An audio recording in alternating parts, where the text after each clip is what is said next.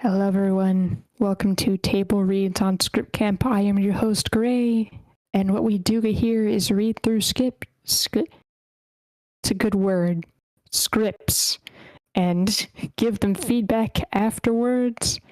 And if you choose to read a part or give feedback or both, you will be given script coins, which are a currency here on our server. You can use them to purchase full-length table reads or merch. Many other things. Do check it out. I'll post the blurb. I can remember the command. There we go. But yeah, I don't think we have most of our regulars here. Maybe a couple new people. But yeah, I think it will become apparent as we go on. But I'm glad you are all here. I hope we can all have some fun tonight. Our only script for tonight is a full-length feature, Rattlesnake Canyon from Aliska. This is a horror drama feature. Logline is, when a vengeful outdoors woman develops a telepathic connection with snakes, she leverages her ability to get revenge on her friend who betrayed her. Feedback we're looking for, whatever they want to say. Content warning for self-mutilation, attacking snakes, mild nudity, and mild sex scene. Anything to add before we start, Aliska? Got to mention that there's some violence that might be upsetting to some more sensitive viewers or readers or whatever. Also, can I have Evil Michael and Stingray as readers? Stingray, if Stingray could play the part of Scotty Irwin, and if Evil Michael. I'm sorry? I actually got a request. Okay. What's my part?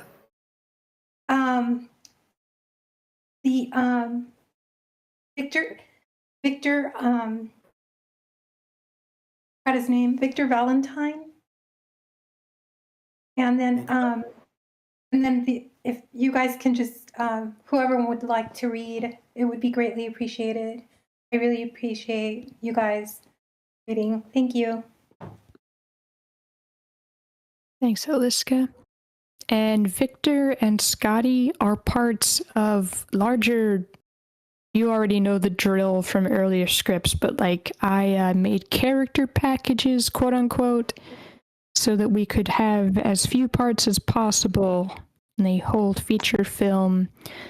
But it's made so the parts don't speak to each other, so you never be talking to yourself. I have both Scotty and Victor in parts where they have multiple other parts. Is that all right by you? Yeah, that's great. Yeah. Can I get, oh, I'm sorry. I thought you were asking me. I'm sorry, Evil Michael. Can I get Lasagna to do Josie Valentine as a little girl? Yeah, that works. Just as a little girl? She can do whatever she wants. Sure. I'll do adult one too.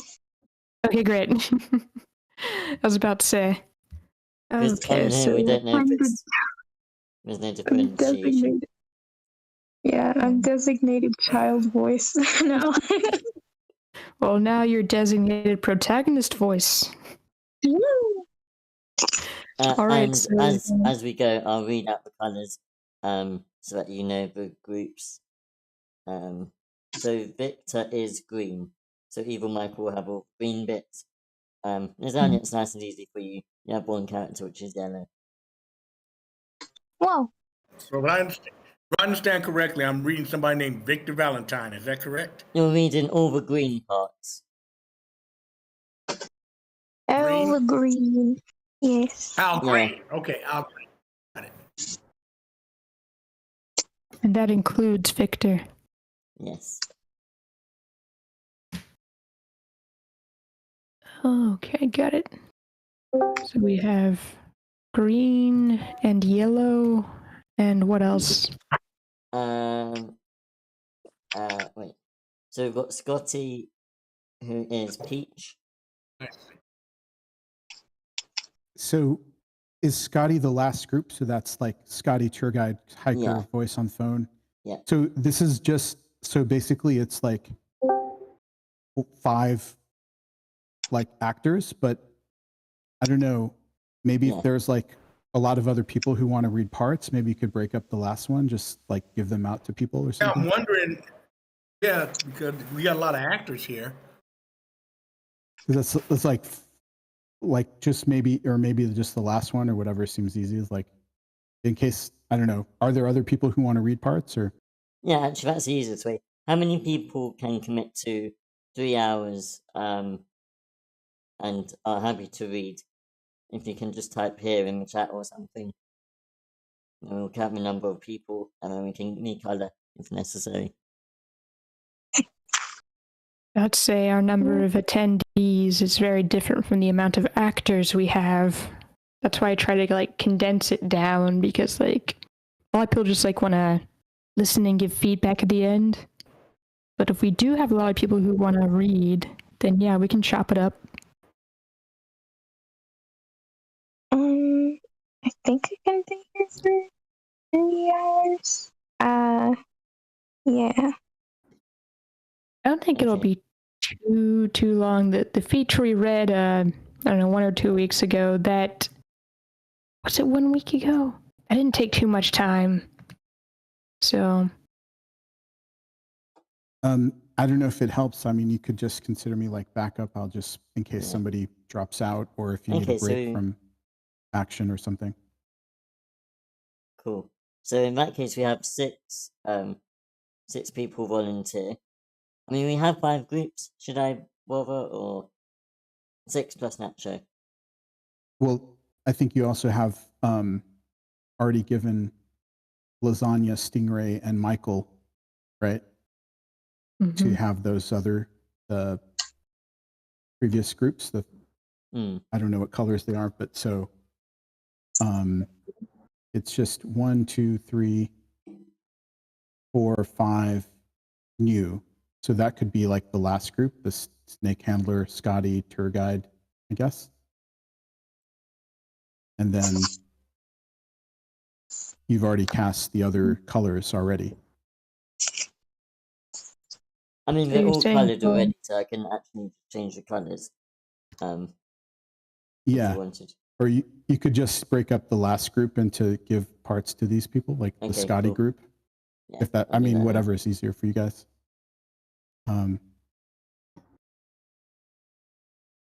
Whatever you is the mean like least inconvenient for our host. are you talking about like separating main parts from the rest of the parts they're assigned so that like someone can have a bigger part and then someone else can have all the rest of the stuff from the same group? I don't know if it'd be easier because they're all already like color coded. If you just say like the last color, like Scotty's color, which is peach, and then that one you just break it up into the extra parts, and all the others just go by the colors, or something like that. I don't know. That's easier. I think it would get confusing if you didn't change color, because if I was reading Scotty's group, I would automatically read, but then the other person would as well. So I think there's that. No, I mean all the other the others are already color coded, right? Oh, so Scotty wouldn't have a group at all. Is that what you're saying? Exactly. Yeah. Oh, I So see. all the other, yeah. If that's easier, you can just keep all the. It's no easier than doing this. So I'm just going to split the last group in half. National Geographic will now be, and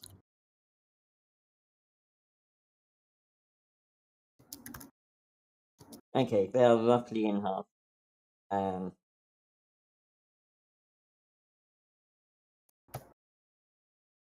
Cool. All right.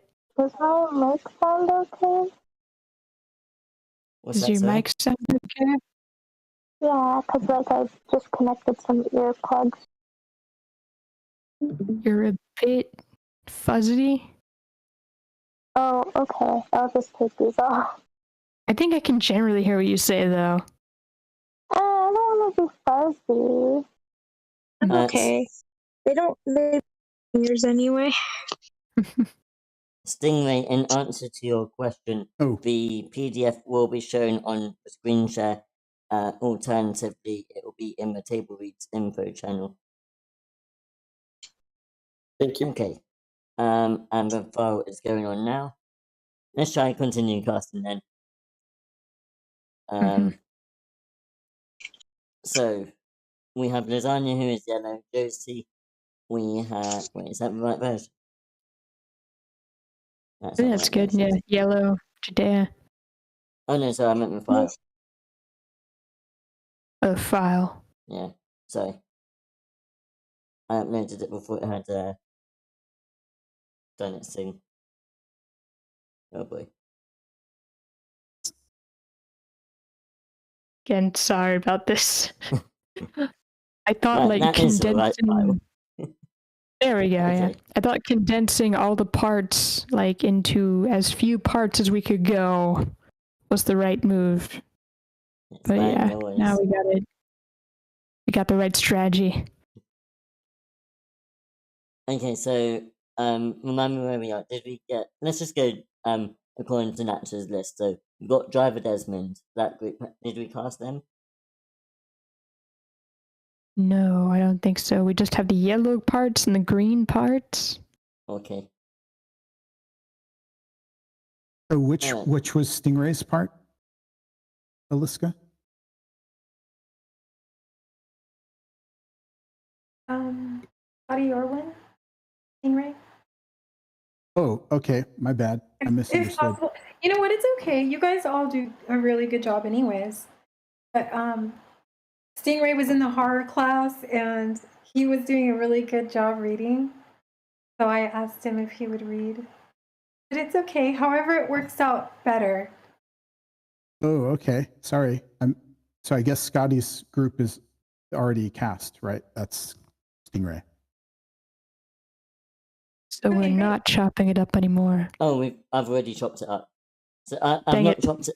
I've only just seen how Nacho chopped it up. I haven't done it like that because I've only just Yeah. seen the Okay. method. So Well then let's just assign Scotty to Stingray then, and then we'll yeah. assign stuff for the rest of them then. So Stingray also has Scotty is Peach. Stingray So is we're just Peach. going. Okay, Peach. Yes. Okay. Going with the original plan. Yes. And so then However, there should be 2 character parts. So hang on, sorry. So Scotty's group is now just 3 characters. It's now Scotty, tour guide, and concerned hiker. Okay. And then voice on the phone. Yeah, just checking. Voice on the phone, National Geographic, EMT, and Snake Handler are mint. Like a light Mint. green. Light green. Oh, Sorry. got it. Anyone for mint? The mint parts. But light green. Am I only Like, Josie? Should I take someone else too? Yeah, you're the main character, so I wouldn't. Okay. Yeah, she talks a lot throughout the whole thing. Okay. Yeah, if needed, I can be someone.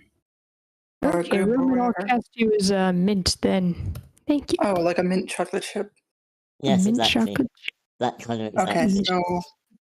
so yeah, I'll be that. I'll do my best. Woo. Thank you, Roman. Yes, then, I'm just cooking my broccoli and then I'll be ready. So then do we have 2 parts left? What's the first character in each group? Hang on, we have yellow, which would be Josie. The one's left to cast. But let me check. Hang on. We usually do this more efficiently. I don't know what happened this week. I'm Sorry, sorry. We have guys, Sarah. We have the category starting with Sarah. Sarah is red. Okay. Oh. Who would like the red part? I can read it. Thank you, Willow. Cast thee as red. And let me check one more time who we have left. We have the driver Desmond part, correct? Driver Desmond is the light blue. Oh, yeah. Light blue, okay. Is Anyone? it light blue, or is it teal, or is it aquamarine? Like, I can't remember which one you were saying. It's the only blue there. It's a light blue. Oh, okay. Just yeah, because I got mint, and mint is not blue. Okay, good. Okay, then let me check again then.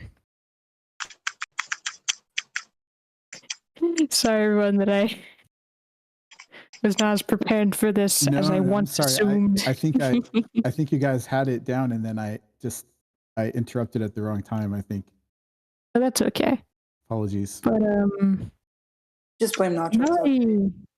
yeah, we already decided like we chopped Scotty in half, so that's two things now. Ouch. We have Poor Scotty. Sarah as the red part, we have Josie as the yellow part, Victor as the green part, and driver Desmond as mint. So would that then be Okay, complete? that's good. Because I think we just have direction left.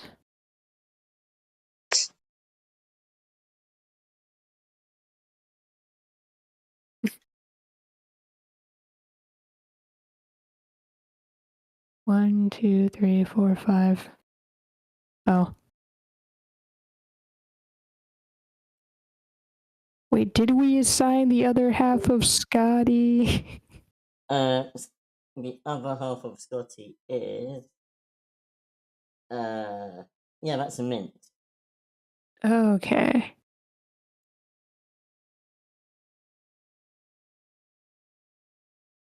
So then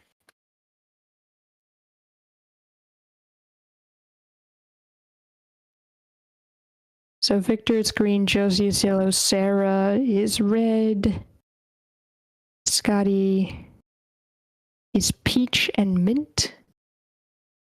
That would just Wait, why leave are we us with. splitting up Scotty? It was just a suggestion, but we're doing that now. Wait, Stingray is peach and... Is that what you said? I said that, yeah, Stingray will be playing Scotty, and like all those parts Or the in that peach? group are peach. Yeah. Yes. Okay. And so I think what we have left is just driver Desmond. Which is a blue bit, which I thought we had. He's doing blue. And what is the other half of Scotty's group that we chopped up? We got both of Scotty's halves.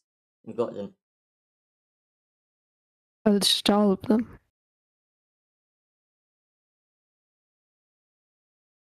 Okay, then should we just roll with that then? Wait, hang on. Okay. Write down what you've got, and we'll check to make sure to send a message of the character list that you have, just to make sure. Okay.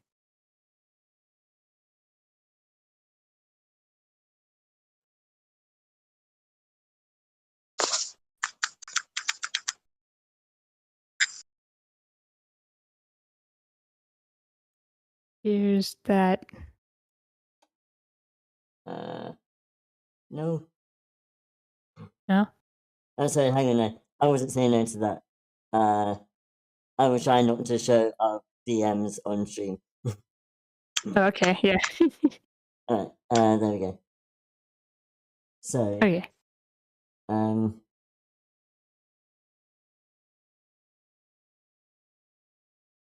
Right, so we've got Victor, which is green. Who's green? Evil Michael. Evil Michael, cool. We've got Driver Desmond, who is blue. Is there a distinction between mint and blue, or are they the same? Yes, they are different. Okay. So blue. We don't have an actor for blue yet. Okay, that's what I was thinking. Anyone for the part of blue? The blue characters? Blue, blue, blue. I'll take them. Top of D.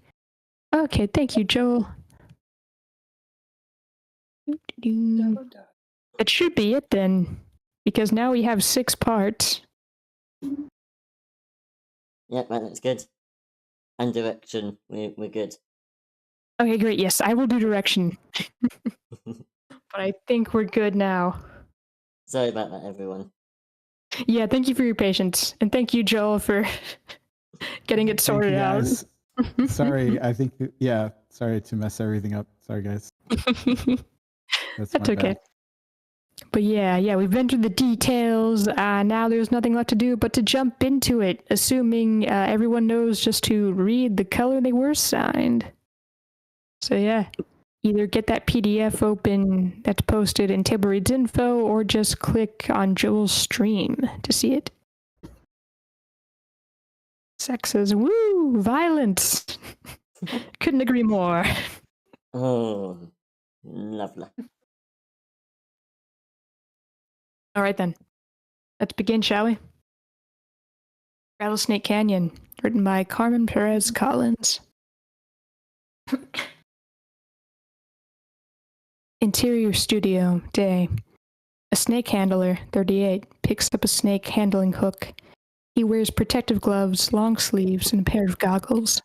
He holds up the snake handling hook and shows it around the room, stops the camera, and speaks to us. When you handle a poisonous snake, which you should never do, unless it's to save a life, He holds up the snake handling hook and shows it around the room, stopping to look directly into the camera. always one of these, a snake handling hook. The assistant snake handler, 28, kicks off the lid of a foam cooler and steps aside. A black mamba hisses from inside the foam container. Interior living room, continuous. Josie Valentine, 8, lays down in front of the TV screen, watching the snake handling scenario play out. Her face is set like flint with unnaturally wide eyes, which appear to be permanently propped open. In fact, she doesn't even blink once. You keep that hook far from me now. Audience laughter. Let's go, Joe. The TV clicks off. We go to black and to the words, Rattlesnake Canyon. The title fades out and is replaced by, He who digs a pit falls into it by himself, and he who breaches a wall may be bitten by a snake. Ecclesiastes 10:8. Interior hangar, day. The patterned surface of snakeskin, winding slow to yellow vertical pupils. Pulling back, a mouse crouches in the corner of a tank. Fear oozes from its little pink eyes. Rattling, hissing, a forked tongue protrudes from its viper's mouth. The viper jabs at its prey. The mouse's little feet disappear into the viper's mouth. A lump makes its way through the body of the viper. Interior hangar, day. Behind glass, the viper. Through the glass, past the viper.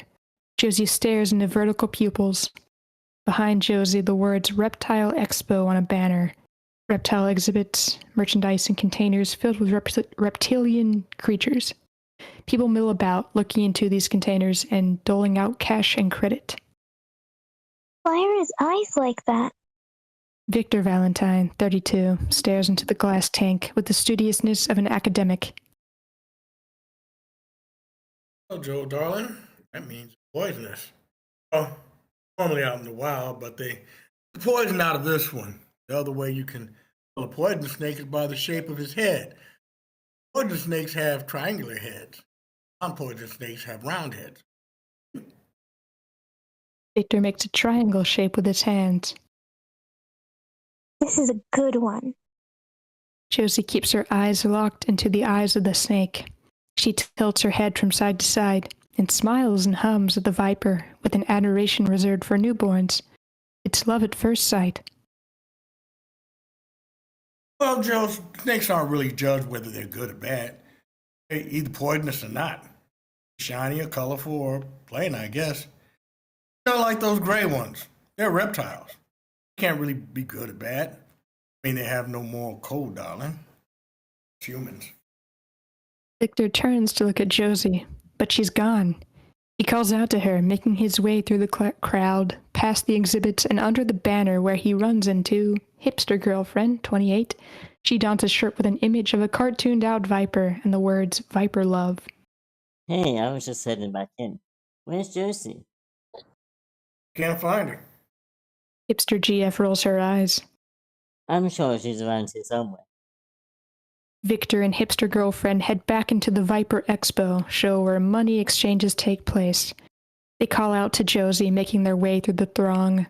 On each exhibit, they don't see her. Their pace quickens. Victor turns a corner and stops dead in his tracks. Victor's point of view. An exhibit where a snake expert, 62, demonstrates the extraction of venom from unsuspecting rattlers. All right, this is it. I milk this one. Squeezes the snake behind the jaw with 2 fingers. Holds its mouth open. Places its mouth to a glass container. Poison drips into the container. Ladies and gentlemen, behold, the snake girl. What's your name again, little lady? The snake man refers to his assistant demonstrator. The assistant demonstrator is none other than Josie. God's name? Victor's jaw drops. Hipster Girlfriend's face Sorry. turns grim. Just to quickly interrupt. Snake Handler is Roman. I thought the 2 colors would be more different than that. I was about to say, those are 2 different shades of green. Yeah. Okay, Sorry. so Victor is somebody else. Okay, got it. So you're the dark green. Sorry, Roman. Okay, so I guess I'm Like Victor or snake handler? You're You're the Victor. Victor color. The dark. So Victor. wait, who's who? Sorry about that, Snake I'm Handler. Mint, but I don't know what Mint is. sorry, mint is the light green. So it's the snake handler color. Oh, Sorry, I thought it would look more different than this. That's my fault. All right, yeah, Snake 'cause I Handler. thought Mint was a bit more bluey, but that's bad. Yeah, the So, green. so I'm the snake handler, right? Yeah. You're doing snake Okay. handler. Yeah. The green part is the more piercing green, and the mint part is the less saturated, gentler greenish color. Sounds good. I got it. Okay, here we go. What in God's name? Yeah, that could have fooled me too, but thanks, guys. Sorry about that. Victor's jaw drops. Hipster Girlfriend's face turns grim. Josie. Josie Valentine. She stands on a platform handling 1, 2, 3 snakes. She allows them to slither around her neck and down her arms. One travels up her leg. How about that, ladies and gents? Give a little lady a round of applause. She smiles for the applause as onlookers gather to behold the snake-handling little girl. Josie makes hard eye contact with Hipster GF. The 2 of them lock eyes. If looks could kill, Hipster GF would be dead. Interior car, day. The radio makes white noise. Victor turns it off. Hipster GF rides shotgun while Josie sits in the back. Josie looks at Victor in the rearview mirror. Daddy, the snake said something to me. Hipster GF turns around. She looks out over the top of big sunglasses at Joey. Josie. You're talking to your spy. Josie glares at Hipster GF, purses her lips together, and sticks out her tongue. How's that supposed to? Victor looks back and forth from the road to Josie in the rearview mirror. He pumps the brakes a couple times. Well, it's true. Watch the road. Well, you don't need to be telling my daughter that bullshit. Victor looks at Josie in the rearview mirror. Excuse my language, darling. Victor looks up as if to excuse himself to God. He speaks words with no sound. Sorry, God. Hipster Girlfriend looks over at Victor over the top of her glasses, but she doesn't say a word. Josie looks out of her window as we pass the trees of Washington State, which appear closer together as they pass the elevation sign, 4,393. Her distant haunting stare transfixes on trees appearing like matchsticks lockstepping through the mountains. Interior house, night. Victor lays next to Josie in a kid's room decorated with little fox decals on the wall, and the shadow of a girl holding an umbrella under a shower of hearts and butterflies and pastel colors. Serpent was subtle, crafty, sneaky. Any other creature the Lord had made, he said unto the woman, "Know ye?" Victor looks at Josie and she nods. He said unto the woman, God really say you shall not eat of the tree in the middle of the garden? You will die? Josie nods. He did say it. That's right, darling. He did say it. Then, what did the serpent say? Josie contemplates, looking around the room. I forgot. God. God? Victor tickles her. She laughs. Seriousness resumes. Pay attention, because this is the most important part. Serpent tells her it's not true. He says she shall not surely die.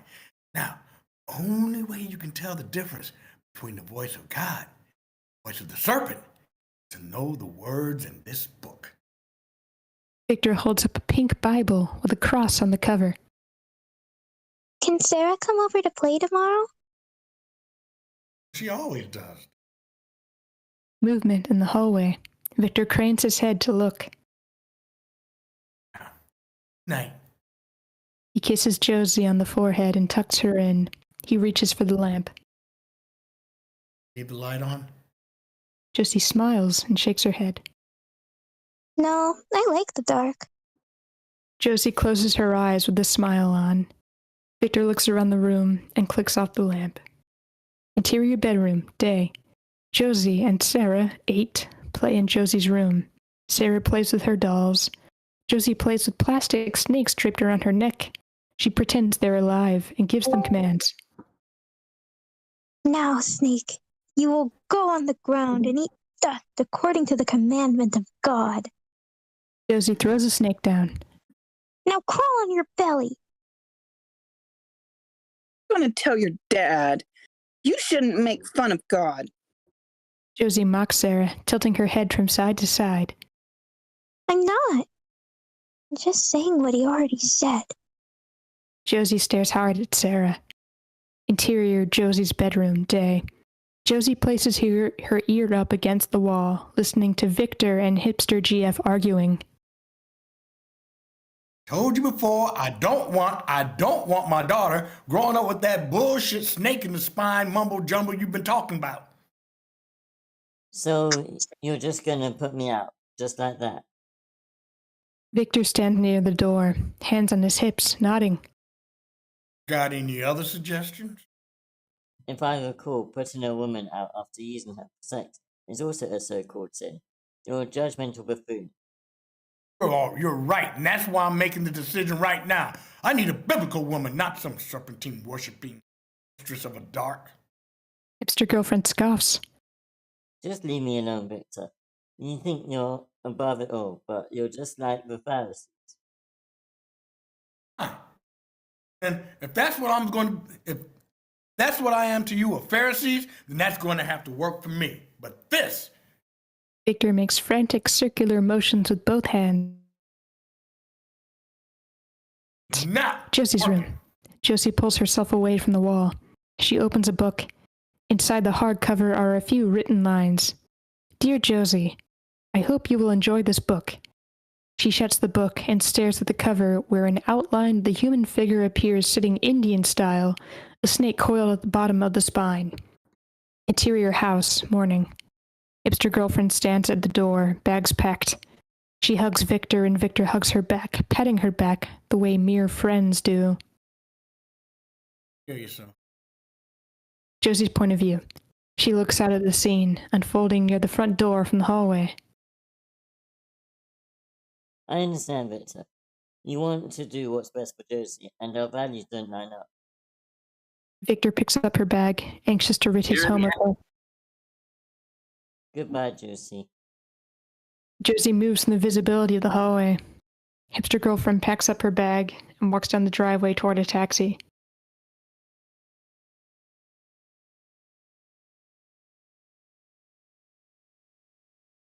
Good riddance. The taxi driver holds the door open for her, and she looks right into her vertical pupils. Josie's bedroom. She sits on her bed, staring off. Josie's point of view. The little girl shadow decal on the wall, holding the umbrella. And the little foxes. Interior church, day. Josie sits next to Victor. She stares at a crucifix fixed to the wall, above an impassioned preacher, 58. He was born for this. Josie's point of view. The nailed feet of the Christ, the pierced torso, the pierced hands, the head hanging down, looks at her. Josie stares into the eyes of the depiction of the Christ. Forgive them, for they know not what they do. The preacher places one hand on the podium as if to prevent himself from falling down or passing out. Then, he regains his strength. They know not what they do. The preacher stares at everyone, taking the time to make eye contact with several people in the front.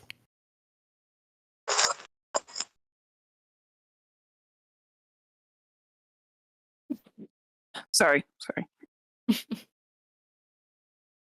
Could it be that the man who God chose to create all things through, and by and for, saying we are a bunch of ignorant, malignant drunkards and whores, liars and thieves, adulterers, haters of God?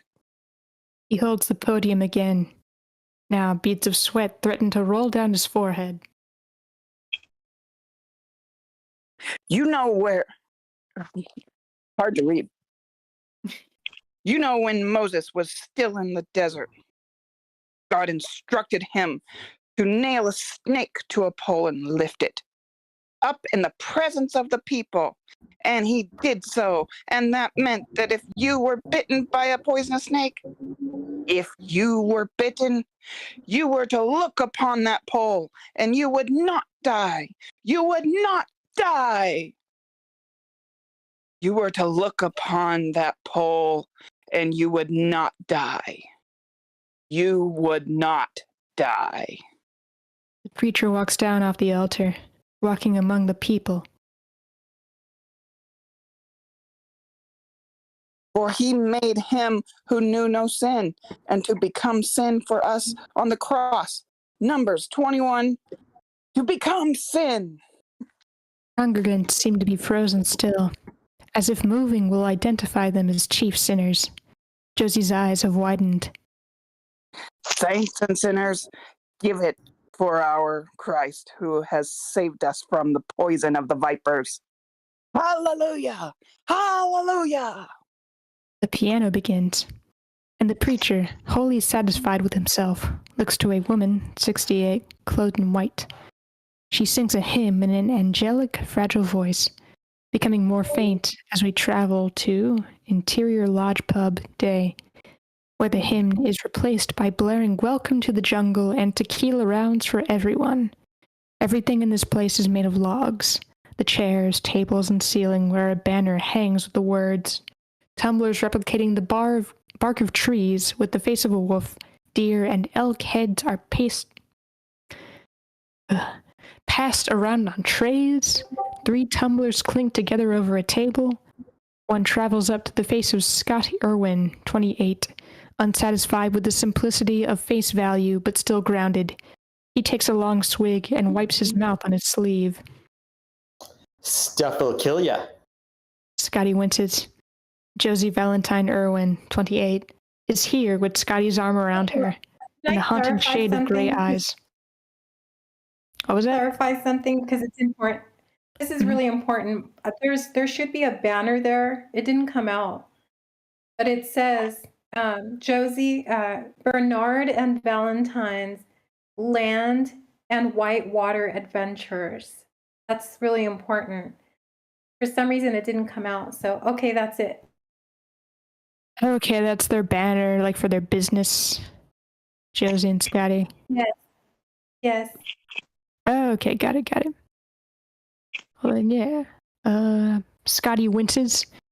Josie Valentine Irwin, 28, is here with Scotty's arm around her and the haunting shade of gray eyes, though now her eyes contrast with the flawless shade of tawny skin. Isn't that the whole point? Death by drink?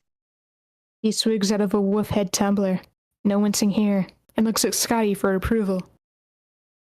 Well, I'm thinking about living, as your dad would say, darling. Scotty puts his arm around Josie. They kiss. The chemistry here is toxic and unabandoned. Sarah Bernard, 28, jet black hair with a rebellious streak of red trimming her face, sits at this table with Josie and Scotty. Her confidence overshadows her plain appearance, played up with what looks like spiky black caterpillars over each of her eyes. Sarah rolls her eyes and stares hard at Scotty.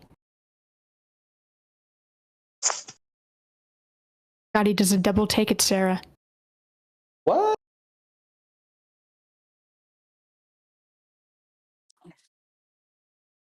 Hang on. Ever since we were little kids, she always liked to talk. Well, she always talked like that.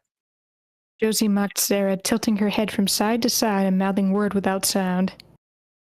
She's always loved snakes, too. This isn't something new. She even used to make me watch her command them. Scotty snaps his head at Sarah. Josie scoffs and rolls her eyes. Did you tell me about that? I wasn't commanding them. Do you realize how crazy you sound? Weird, right? We ended up here. A stone's throw from Rattlesnake Canyon.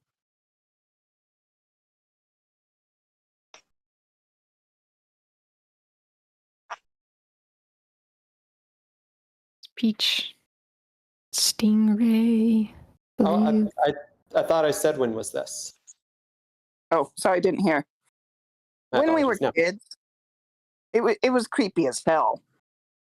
Josie glares at Sarah incognito. Scotty looks at Josie and contemplates for a moment. Then, You're a woman of many talents. he raises his tumbler to Josie. Thanks, darling, as my father would say. Congratulations to you, ladies. He looks around. It looks like this is our new home. Scotty hugs Josie. Josie looks at Sarah with the familiar haunting stare she's carried over from childhood. I'm just glad to be a part of it. Sarah breaks with Josie's eye contact. Josie looks in the direction Sarah looks in. Josie's point of view. A despondent Ranger Landry, 32. He sits alone, out of uniform, seeming to balance something on the top of his hand. He stands up, goes to a planter, and places his hand inside the soil. He says something they cannot hear over the noise, and brushes something up his hand. We cannot see what it is. Scotty turns to look at Ranger Landry. Interesting guy. Josie looks at Sandra again. Exterior campground, night. Rattlers cover the earth. So many snakes, the ground is not visible in some places. A little boy camper sleeps in a pup tent. Exterior cabin, night. A typical log cabin facade with a little carved-out sign near the door, Scott and Josie. Interior cabin, same. Josie collects laundry from around the bedroom. The phone rings. This annoys her. She freezes in place and listens, letting it ring until it stops, allowing her to continue chores. She fills a hamper with clothes and towels and goes into the walk-in closet of her bedroom, where both men's and women's clothes hang. The phone rings again. She sighs. She looks around the room for it, on the dresser, and on the nightstand, and bolts down the hallway. We stay on a picture of her and Victor on the nightstand. He's kind of an old guy now. Hey, Dad. Hey, how's things over there, little darling? I'm sorry. How things over there, darling?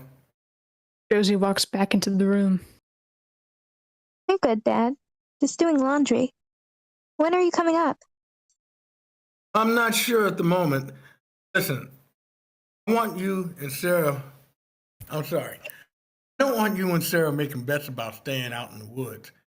There's an increase in vipers in the area, an increase in snakes in general. The ranger mentioned something about a possible evacuation. Josie's distracted by something on Scotty's side of the closet. Exterior Rattlesnake Canyon, same. A black mamba slithers its way into the tent of the boy camper. The snake comes face to face with the boy camper sleeping. He opens his eyes. Full fangs comes down on the boy camper. He screams. Josie on the phone.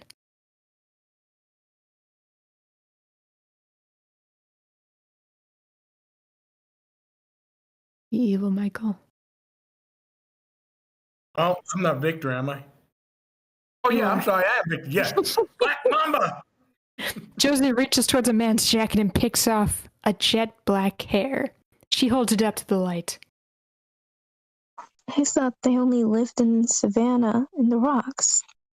Looks like something's been. Josie stares at the single thick strand of hair. Dad, I'll have to call you back. I'm going to be out of range for a while. I love you, darling. Josie places the single strand of hair into a vial. Exterior camping ground. Moments later, the camper boy's dad carries him across the campground. Help! My son, he's been bitten by a snake. Campers emerge from their tents. Call the ranger, hurry! Camper boy's dad places the child on a blanket. He exhibits all the symptoms of a black mamba snake bite. He sweats, salivates foam, eyes to the back of the head. He's looking just a little like he's in the peak of a demon possession. Interior cabin, continuous. Josie retrieves a blade from the drawer. Bathroom. She uses an alcohol pad on the blade. Places her arm over sink, inside of arm facing up. A number of cuts in various stages of healing. She slides the blade over her wrist. Drops of blood miss the vial. Dripped blood into vial. Runs sink water, washing down blood that missed the vial. Places vial into a shoe on the upper shelf of the closet where the pink Bible sits. She stares at it, reaches for it, pulls her hand back at the ding notification on her phone. A message from Scotty. Working late. Love you. Interior Dr. Florencio's office day.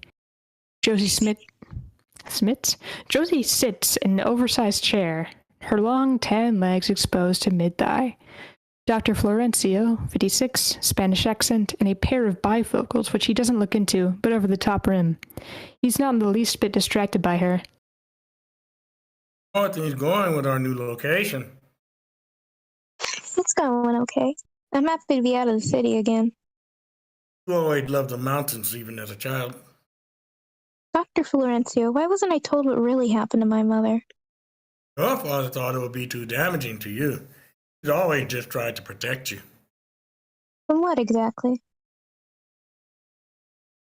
Josie rests her hand on her throat. Your father? The religious man. I know. Josie looks out of the window, where a bird holds a leaf in its mouth. Anime can be a very serious wound. Everyone reacts differently to trauma. I'm dealing with it my own way. Not every way of dealing with lose all is beneficial. Josie scoffs. You agreed to come in for a new therapy I'm experimenting with. Josie laughs and plays with the ends of her hair. What am I, a guinea pig? Dr. Florencio laughs. See, be honest with me. Friends more than just client and doctor. Do you agree? Yes. Trust me? Yes, doctor, I think I do. Dr. Florencio pulls a lens wipe out of a package. He cleans the lens of his glasses, holds them up to the light. All clear. He opens a drawer and retrieves a small spray bottle and sprays liquid on each side of the lens. Dr. Florencio uses the lens wipes to clean the lenses again, looking into each one. He sprays the liquid over his desk and tears a piece off of its paper towel roll. He's now ready to talk some more. You're either going to rip at your wound or heal, Josie. A moment of silence. I only remember the nightmares. Josie looks out of the window again. The bird has lost the leaf from its mouth and flies off. Interior exercise room later. An exercise instructor, 26, sits Indian style in a yoga suit, stares at us through a TV screen with an exaggerated smile. On the wall is a diagram of the outline of a human body. Inside of the outline is a coiled snake.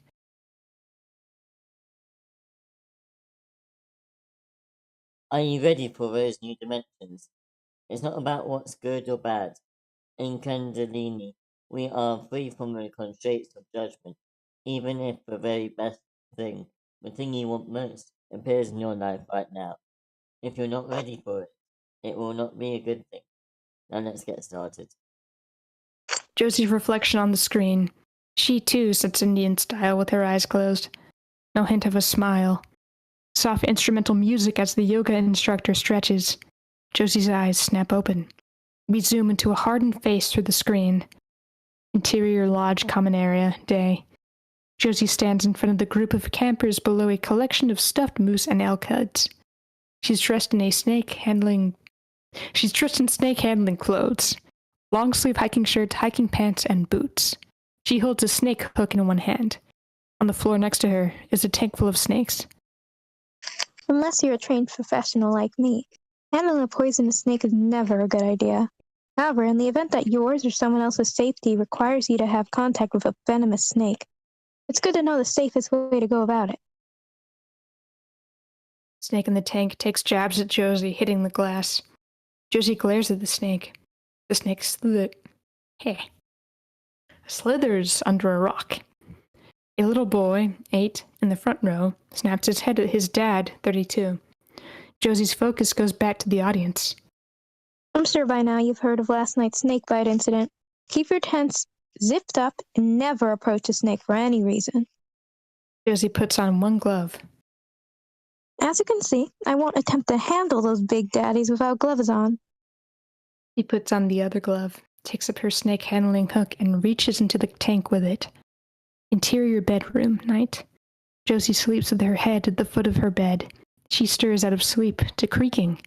Her eyes snap open. The wood floor at the corner of the bed creaks, as if being walked on. She screams and lunges toward Scotty. Scotty, there's someone here. Scotty holds her face. Josie's eyes roll to the side where the floor creaked.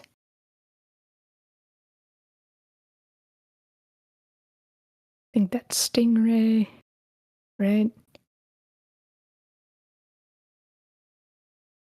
My apologies. I was on mute. You're dreaming. Josie shakes her head. There's nobody here, Josie.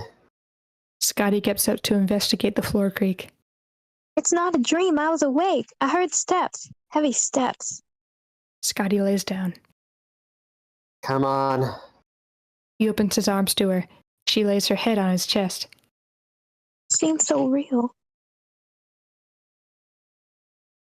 Josie closes her eyes. Scotty keeps his open. He stares at the ceiling. He looks around the room into a dark corner. He looks harder at the corner, focuses back to the ceiling, closes his eyes. Interior lodge pub, night. Josie dances alone under mounted animal heads. Scotty sits at a table on the edge of the dance floor, watching. He sips on a cherry vodka with exactly 3 cherries threaded onto a long toothpick. Josie's body's movements are slow, meticulous, weaving from one side to the other. Eyes closed, then open. Steady, but then disjointed. Sarah flirts with Ranger Landry, 32, sitting alone at another table, also staring at Josie. She whips her black hair around to look at Josie. She stares at her, then at Scotty, who appears transfixed on her.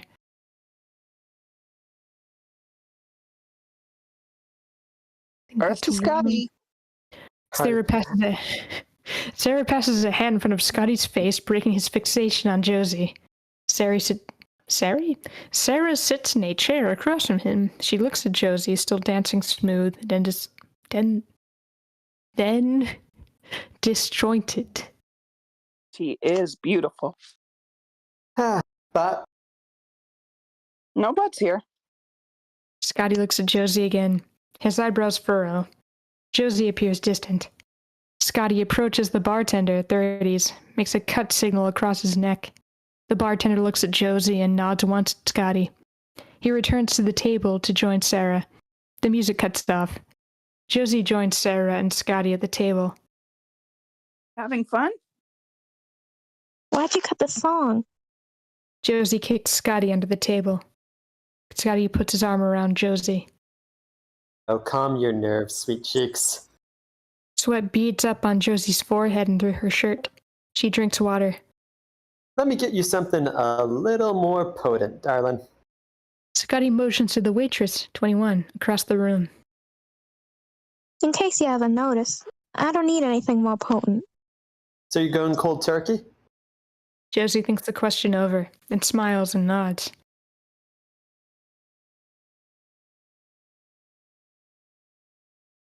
So what about the Black Mamba situation? No biggie. No biggie. That kid is hospitalized. Sarah stares at Josie. Smoke. Scotty tussles his own hair. I guess it could affect business. Things look good on the books now, but Sarah looks around at the increasing numbers of outdoor enthusiasts cramming into the place. Those vipers are nothing to worry about, my good woman. Josie clinks Sarah's glass with hers. nothing to worry about? Yeah, it doesn't sound safe. I don't want you handling those snakes, Josie. Let's see you stay out there. That ain't gonna happen. What? We've been doing this for years. Josie can handle it. I told my dad I wouldn't take any more of your bets. Scotty slides a cherry off of the toothpick laid over his cherry vodka. It's not a bet. It's a challenge. Are you trying to get me killed? All sound stops for Josie.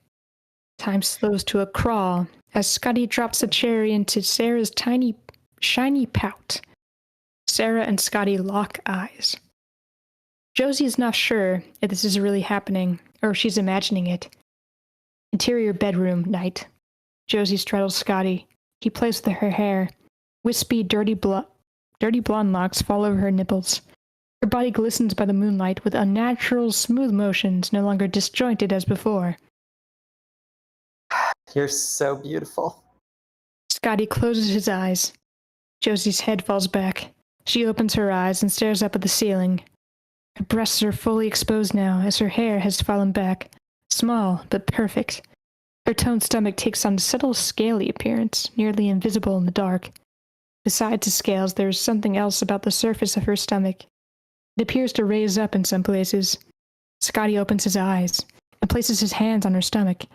He scrambles to get a look at her, lifting his head off the pillow. Scotty jerks his hands back. Grunting. What is that? He pushes her away. What? Josie pulls the sheet and covers her body. Scotty goes to the bathroom, turns on the faucet, splashes water on his face. What's wrong with you? A drop of blood in the sink catches his eye. He uses an index finger to pick up the droplet. Interior bathroom later. A razor glides over skin. Josie faces the shower wall. We can't see her face. A knock on the door. The handle jiggles. Josie, let me in. Please leave me alone. You okay? He knocks again. Josie, please. Scotty's shoulder rams the door open. Josie shrieks and uses a hand to clear steam off the shower-style door. He stands in the midst of an incredible amount of steam. She looks through the glass at Scotty, then turns to face the wall. You scared me. You're going to burn yourself. That water is too hot. Scotty goes into the... Wait, it's at the bottom of the screen.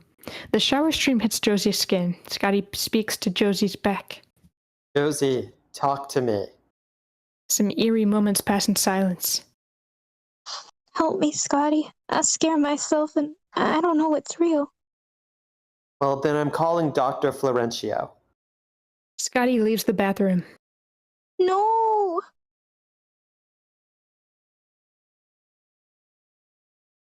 Josie scrambles out of the shower stall, leaving the water on. She pulls a towel off the rack and wraps it around her. As she does so, we watch a glimpse of hundreds of slashes in various sizes and stages of healing on her stomach.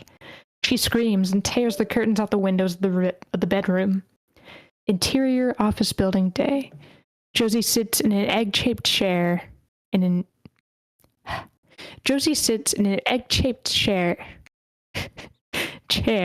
an 8x8 white room wearing headphones. Instrumental music plays muffled.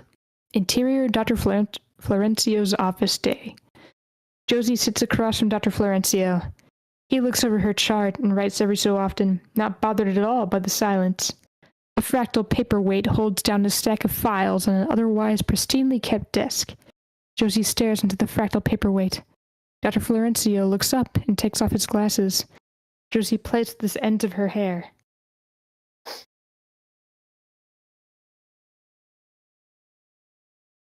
That's evil Michael. How'd your meditation go? The music drove me crazy. Maybe I'll try it in complete silence next time. I never knew that you enjoyed silence. Josie gives an elusive nod. Your results show you're in the top 1%. Dr. Florencio waits for Josie to respond. He's really good at orchestrating silence. Top 1% of what? This particular exercise is designed to test your ability to maintain prolonged periods of intense focus. He looks down at the file again, flips a page. Words: moral masochism, adaptive, non-suicidal self-injury, and SSI. Of the hundreds and thousands of people who've used this system, you're in the 1% group. So that's good, I take it. Absolutely. Did you know that the ability to focus is a strength of yours? Never really thought about it. Your husband contacted me. I know. He told me he would. Josie frowns. He's very concerned about you. What about? I mean, our lives are great. We have a business now. Do you mind showing me your arms? Yes, I would mind. I have a series of tests I would like you to come in for. One is for MMPI. Again? What's the point? I mean, I'll just tell you right now. I don't see dead bodies everywhere. I don't hear voices, and I'm not suicidal. I would like to be better gauge where you are now. I'm tired of tests, Dr. Florencio. I'll also have you down for neurology. Did Scotty put you up to all of this? Like I said, Scott is concerned about you.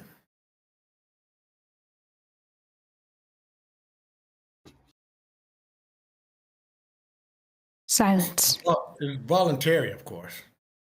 Dr. Florencio writes down dates and times on 2 appointment cards and hands them to Josie. All right, we're at page 30 now.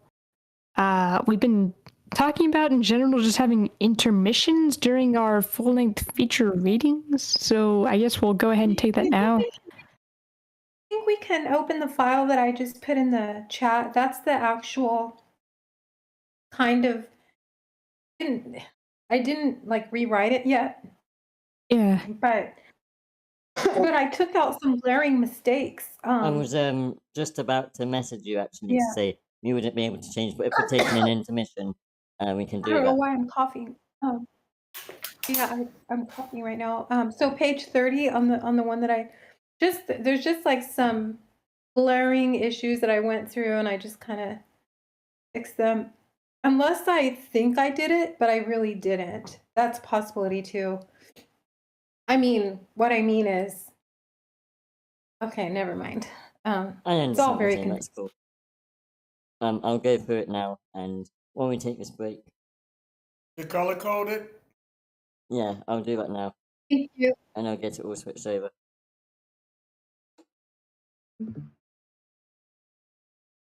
Okay. Sorry about that. Was this the version you sent me? Roman, we're going to be continuing at 21 past the hour. Wherever you guys are at X21, we'll be continuing. I'm going to call it a 10-minute break. And next, A job. Sorry about that. I thought I sent the updated version. I suppose not. But thank you for I sending think I'm that. about to crash. I'll be right back. No. You're the main character. It's possible that Metaphorically or physically or both? Both. Come back to us today. One it day. is kind of a Oh time. no. Oh, is that Aliska? I'm back. I think the whole topic is kind of tiring. I know when I was writing it, I felt really drained. I wrote it in like a month because I wanted to get it over with because I was in a lot of darkness when I was writing it. And I don't know if that darkness was translated to the writing. I've actually been laughing on some of these, especially in the beginning. So I'm thinking, wait a minute, is this actually comedy? I mean, whatever genre you're going for, you don't have to stick to the books, I suppose. Just sort of do your own offshoot. Horror drama. I mean, I guess Nacho says that it's really hard to get that tone down. So maybe I'm just so used to the story. It's like just funny. I guess, I mean, it is kind of funny, like the beginning with the preacher. Like that kind of seems like more comedy-ish, doesn't it? I'll wait for the feedback. Yeah. Yeah, I guess we won't give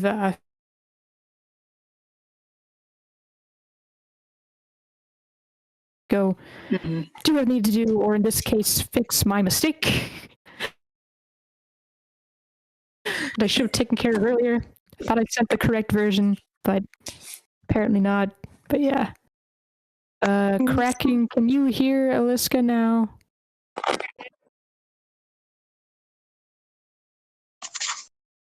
And try saying something, Aliska. Can you hear me? I can hear you. Checking. Okay, Kraken can hear you now. Okay. Every now and then we have like weird random instances where like people can hear everyone in a voice chat except for one person. We don't know what happens, but if you leave and come back, it usually resolves itself. Today it's okay to be sleepy. That is quite odd. I'm trying. I can't explain that. It's weird. I want to stay awake, but it's so hard. I You gotta understand. stay awake. You need snake venom to keep I you need awake. some snake venom to wake me up. Just go find a venomous snake. Just Come on, assume the venom. The venomin? Venomin? Venomin? Vitamins? Vitamin? Take your venom, please. That's my new You'll come patented at me like term. 6 hours next week.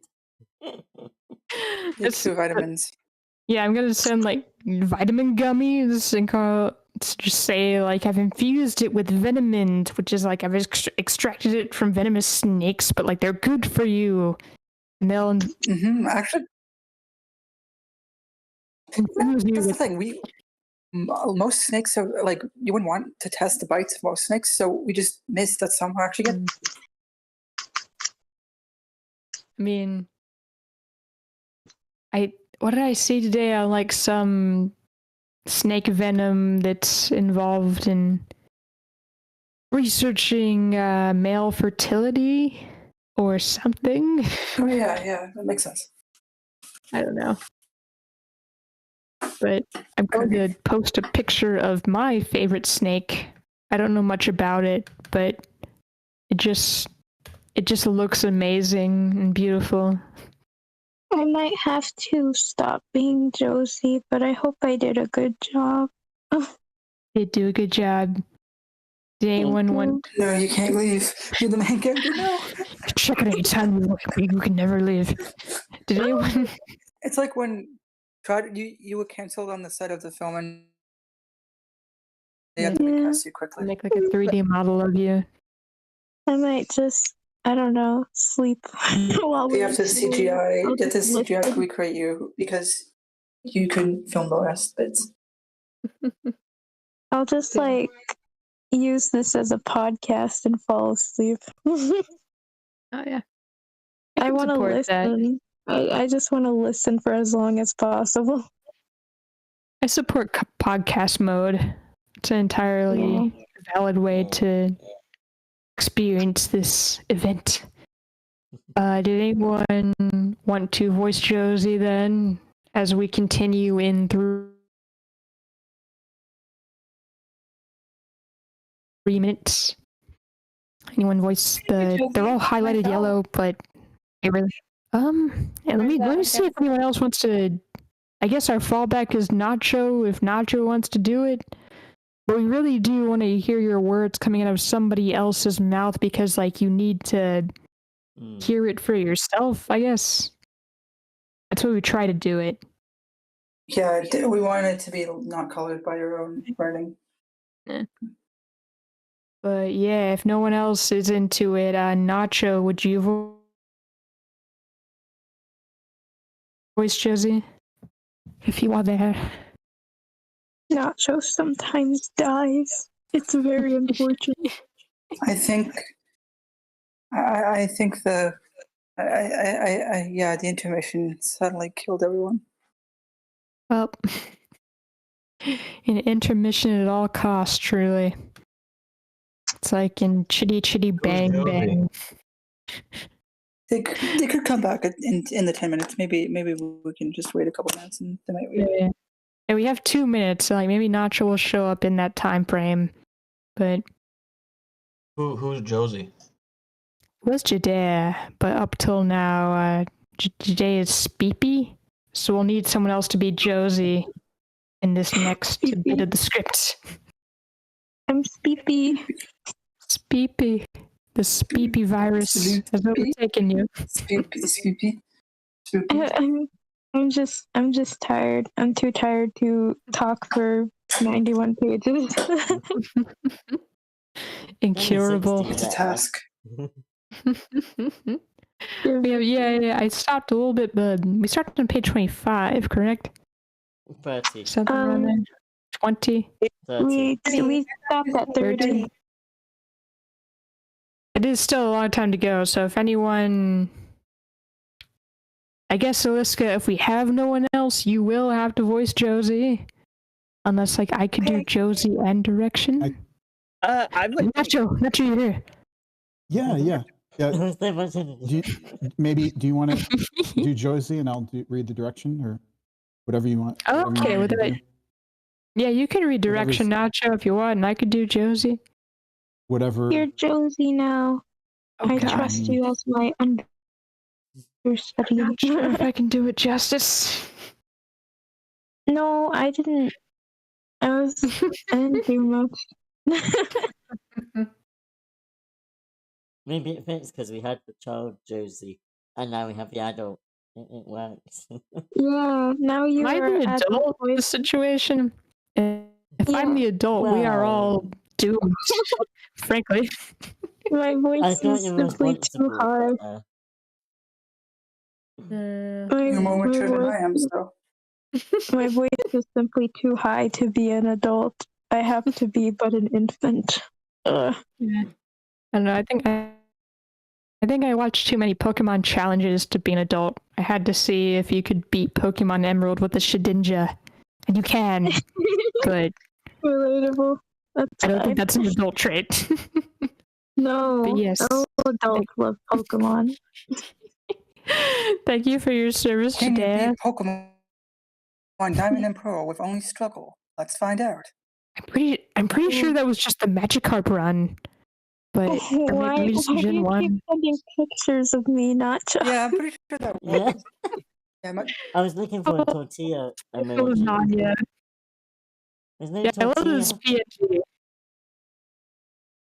There's something special about the background being transparent. Oh god. Can you beat Pokemon with only a Trapinch? Yeah. Oh. Oreo pizza. I looked it up once. No one's done anything about it yet, but I love Trapinch. It's so cute. Anyway, good guy. We're past our 10-minute time limit. Nacho, if you wanted to take over direction, then I will handle Josie. And Joel, if you want to bring the script back up, we can resume our progress. Find the right button there. So page 30, right? Yeah. Starts at interior, top of the page. Oh, Okay. and just to make Is sure everybody? you have the updated version, yeah, Nacho? a different version than what you posted in Table Reads info? Yes. I'll Hang on, tag you. yeah. In the Oh, I chat. hope this is the right one. See.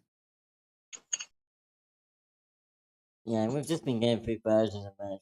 I've got like 5, obviously, of the spiral. Hang on. Yeah, I mean, yeah, I think I have the correct version. You do now. Is it called Color 2? Or Colors? It is. It's neither. It's a different one again. Look at this beautiful Pokemon. Okay. She's so It's in pretty. You Table Reads info Hatterene. now. Okay. Hatterene is the prettiest Pokemon. Exactly. Yes. Okay. Is everyone Yeah. here who is reading apart? Everyone's back? I think we're good, yeah. Okay. I have returned. Yes, it is Return of the King. I am here. Ready to go. Interior exercise room later. Josie sits Indian style on a yoga mat. Josie's POV. The yoga instructor on the television. She grins from ear to ear. The instructor gives commands and demonstrates yoga poses. Josie performs the motions, lays on her back, alternating leg lifts, slow, controlled. Brings both knees toward chest, turns over on her knees. Knees together, forehead to ground, slow, controlled. Slides her hands out in front of her, pushes off floor, palms down, stretches her neck, looking up toward the ceiling. POV from the ceiling, eyes closed. POV, a side view of Josie's body, curved up toward the ceiling in an exaggerated cobra pose. Black smoke enters through her open mouth, slow at first, then with the intensity of a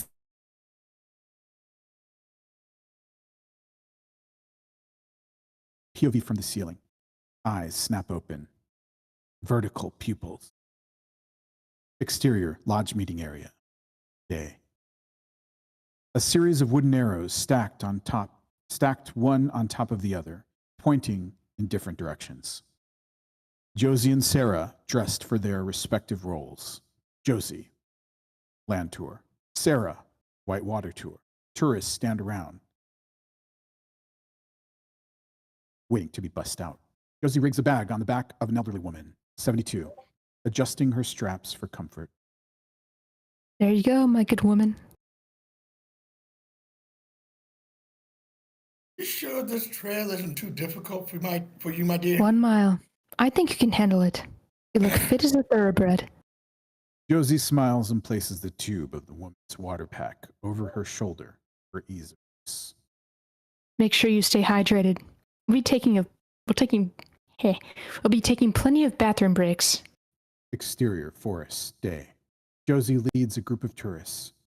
As they travel, the sun appears to fill in shadows cast by trees more often. Soon, the entire trail is desert-like, having gone from heavily wooded to dust and rocks. The elderly hiker hangs at the back. She sits on a rock and wipes her forehead with the sleeve of her shirt. Takes a drink of water from the tube. Josie turns to the line of experienced hikers, 30s to 40s, halts their advance further into rattlesnake territory. Behind Josie, a few snakes cross the path, rattling and slithering to the surprise and gasps of the train of hikers. A concerned hiker, 36, from the middle of the line, makes his way forward, signaling to his hiking partner, 35, to stay in the line. Are we safe out here? I can assure you we are.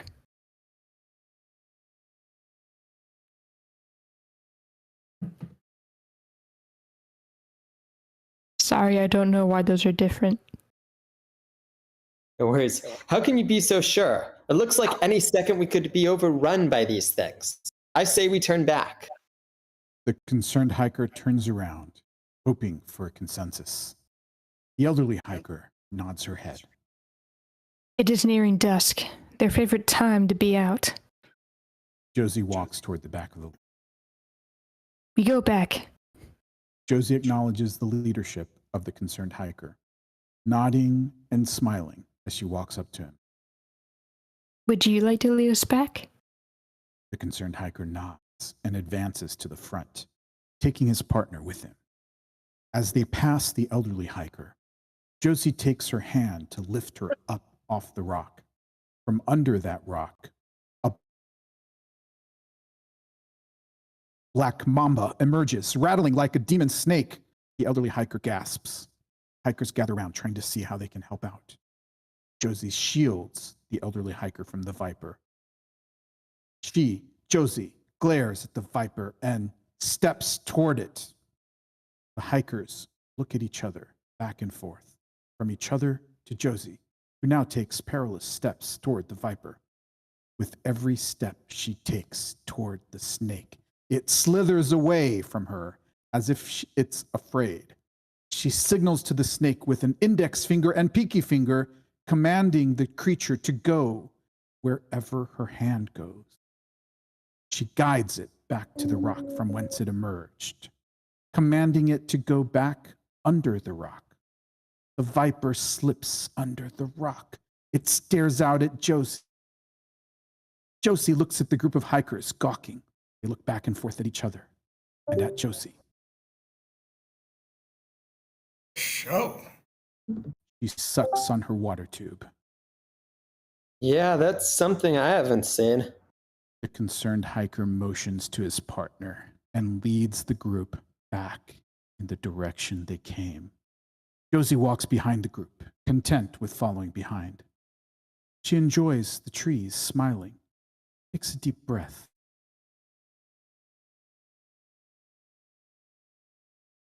Josie stares back, smiles. Exterior, street, night. Josie walks down the deserted road, barefoot. Trees and foliage line both sides. Green, supple, alive. As Josie proceeds alone on the empty road, a white object appears on the yellow line ahead. A pillowcase. Josie picks it up and opens it to the rattle of vipers. A childlike smile. She reaches her night. Josie wakes up. She looks over at Scotty, facing the other way. She smells him all over, like an animal. Scotty wakes up, smiling at first, but then he sees that she's feral. What are you doing? Tell me the truth. The truth about what? I know you're having an affair with Sarah. What? Scotty scrambles out from under the sheets. Why would you think that? It's just obvious, Scotty. I'm not having an affair, Josie. Stop lying. Josie goes to the exercise room. Scotty follows her. Did you ever think you're imagining things, Josie?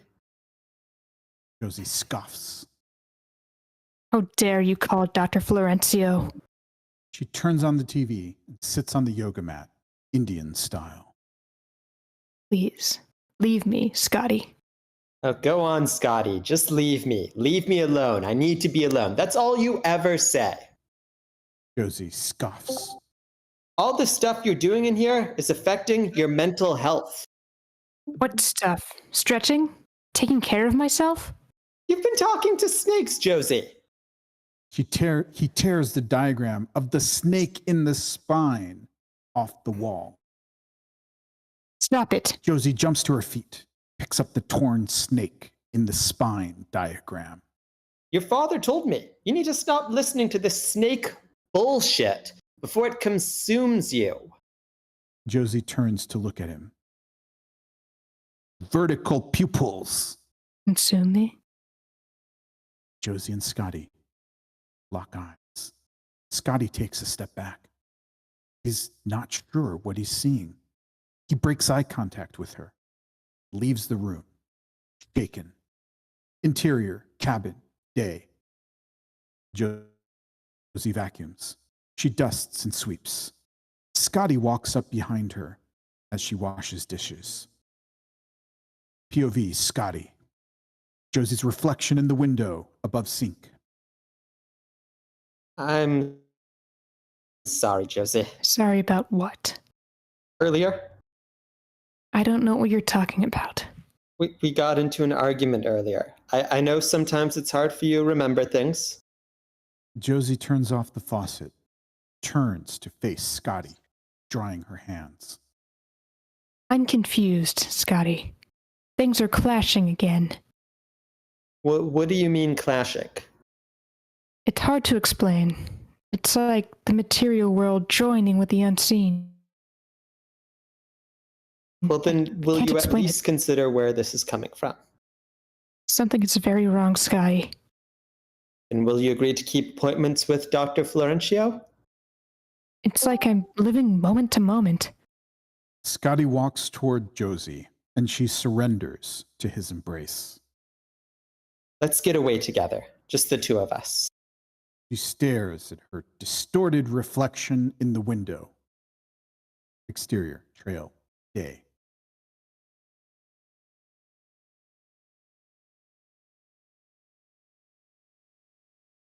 Angling into a valley. This valley narrows in the distance. They each carry backpacks and have water tubes slung over their shoulders. At the end of this trail, there should be a waterfall. How do you know? This is where the Mother's Day massacre happened. Josie looks up into leaves overhanging on trees. Shadows dance on the trail and over her face.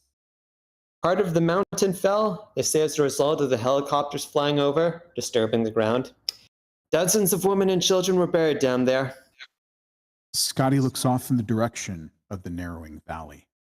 He studies Josie's face. See. How tragic. Josie looks in the direction of the valley. How awful it must be to be buried under rocks. Scotty takes Josie's hand and faces her, turning his back on the trail, continuing before them. I thought it would do us some good to talk things out, Josie. Out in nature.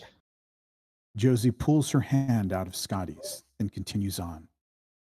Don't ruin it for me. Scotty stares at Josie, who picks up her pace. She steps from one rock to the next with ease. Exterior, waterfall, day. Josie and Scotty stare at the waterfall, spilling out into a small pool. Josie smiles and removes her backpack, boots, shirt, pants, everything to complete nudity. Scotty follows her lead. Scotty's POV. Josie's arms and eyes and skin.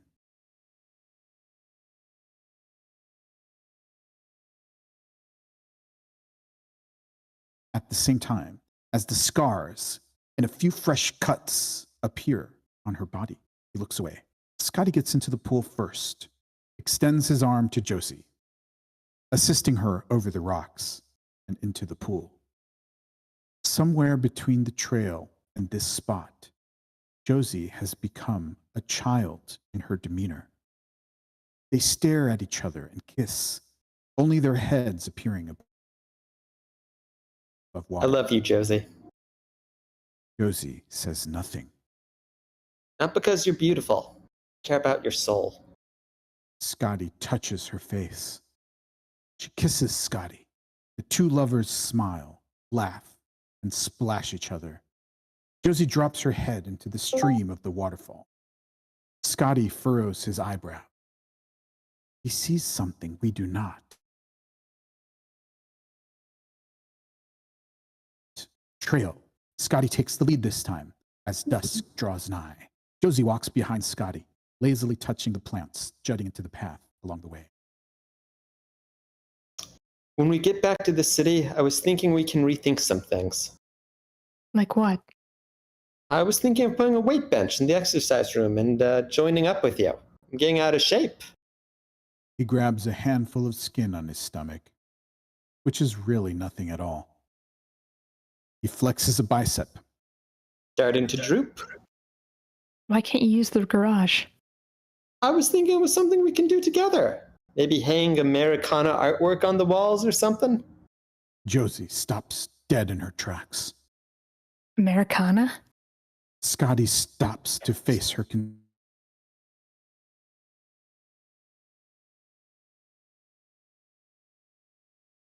What's Sarah's choice of decor? Practically everyone's. We live in the woods, Josie, in a cabin. Have you been in Sarah's cabin? No, Josie, I have not. She's your best friend, Josie. I'm not so sure anymore. Look at the way she looks at you. Josie's eyes dart back and forth. She doesn't look at me in any way, Josie. Yes, she does. And I'm still not convinced that... And now I'm stuck in a business with her? I don't want to be in business with her anymore. There's not much you can do but listen to yourself, Josie. He needs to be removed from the picture if our marriage is going to work. Whoa, what the hell are you saying, Josie? Scotty freezes on the trail. Josie looks back at him. She adjusts her backpack and looks around the woods, into the canyon. I'm saying she is a threat to our marriage, Scotty. Josie swoons over Scotty. She gets up in his face, close and personal. I can arrange to have her disappear. Scotty averts his eyes from hers. He looks up into branches hanging over the trail, then down. That's not in the least bit funny, Josie. His eyes come to rest on hers. They lock in. Scotty's eyes are fluidic, edging on desperation. Sarah's are, I think this is Josie, right? Josie's are like stone. Sorry. Interior medical facility, day.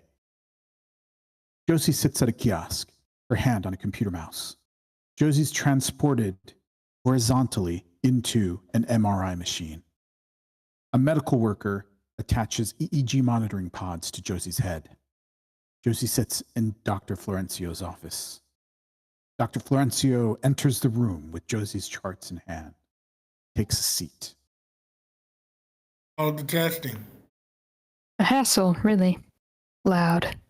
Dr. Florencio removes his glasses. Some of these questions are ridiculous. Which ones are you referring to? Can I go now? Let's just go over the findings. I want to make sure you don't disagree with the conclusions here. New collaborative diagnostic approach.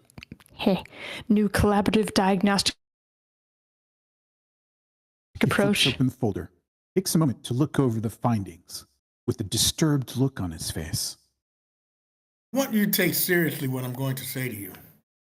Josie nods. Your results are showing something different this time. Like I said, I only know if this is true for sure. Wait a minute. Like I said, only you know if this is true for sure. Man-made instruments can be faulty. What are you saying? You consider yourself a harm to others, Josie? Josie shakes her head. Of course not. Who would I want to harm? I want you to be honest, Josie. Are you hearing voices or seeing things again? No.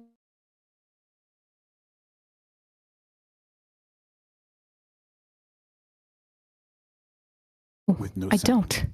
don't. I'm at a loss. Dr. Florencio takes a deep breath. A blood stain shows through Josie's bandaged up arm, resting on the arm of the chair. She folds her arm into her torso. Interior, pet store, day. A tank full of mice, probably about a dozen. A clerk, 18, with a flat effect, scoops them out one by one and places them into a small pet carrier bag. I need more than that. The elderly hiker from the tour shops for kitty collars behind Josie. She listens in on the conversation.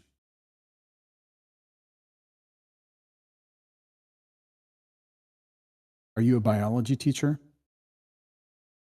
Josie contemplates the question. No, I mean, yes, I am. Josie mouths the words, "Yes, I am," but no sound. I never could cut those things open in school. The clerk holds a mouse to his cheek and mutters inaudible words of comfort. The elderly hiker turns around. And your name, Josie? Josie looks around. She's caught off guard. I would have never pegged you for biology major type. Josie stares at the woman. I'm sorry, I don't recognize you. I don't remember faces. The woman laughs. Or names, come to think of it. You know, I'm the same way sometimes, but how can I forget you? Those eyes, beautiful hair. Josie looks shy for the first time. You're the snake lady from the tour. The clerk looks surprised, then goes back to the flat effect, takes the carrier filled with mice to the counter.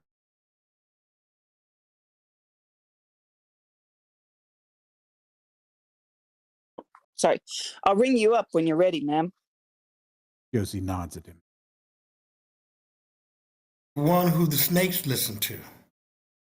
Josie walks toward the counter, taking time to shoot the woman a dirty look. The woman's face turns from ecstatic to grim. Josie pays and walks out of the store without looking back. Interior, hotel, day. Victor sits on the edge of the bed, thinking. He opens the drawer of the nightstand. It's empty. He goes to the other side of the bed. And opens the other one. It too is empty. He dials out. Room service. I come here to my hotel room and I open the drawer and there's not one Bible around here anywhere. Now I recall that the Gideons put a Bible in every single hotel drawer from here to eternity. And I'm very sorry for the inconvenience, Mr. Valentine. I can arrange to have one delivered to your room as soon as possible. Victor lays down in the bed and falls asleep. Interior, cabin, day. Josie's phone dings in a message from Scotty. I'm sorry about earlier. I am not having an affair. I'll be home as soon as possible. She tosses her phone into a hiking backpack. Sure. She packs the following items into the bag. Small tent, waterproof matches, reflective blanket, multi-tool, which she checks for functionality, compass, headlamp, which she adjusts to fit her head.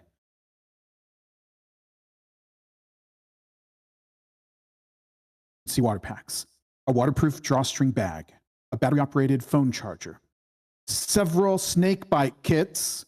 She picks up the long-handled snake handling hook and the animal carrier filled with mice. Josie goes off walking through the woods. Exterior, woods, dusk. Snakes crawl out from holes in the ground. Josie comes upon the arrows pointing in different directions where the trails intersect. Pearls of Sand, 2 miles. Elk Mountain Lodge, 0.75 miles. Democrat Heliport, 1 mile. Ranger Station, 1 mile. Rattlesnake Canyon, 0.15 miles. She takes the one pointing toward Rattlesnake Canyon. She finds a branch on a nearby tree and hangs the mice on it, away from the trunk of the tree. The snakes gather around the tree. The snake's allegiance to Josie is shown in that the snakes don't care about the mice so much as waiting for their next command for their mystical mistress of the dark. The snakes at her heel, like faithful dogs, they follow her to the base of a hill of boulders. She drops her backpack, looks for her phone. Missed call, but no service. Josie throws on her backpack again, drinks water. She climbs up the mountain of boulders. She steps on flat rocks, finding it easy at first. Zigzagging up the stone mountain, snakes gather at the bottom of the stone hill, waiting for her.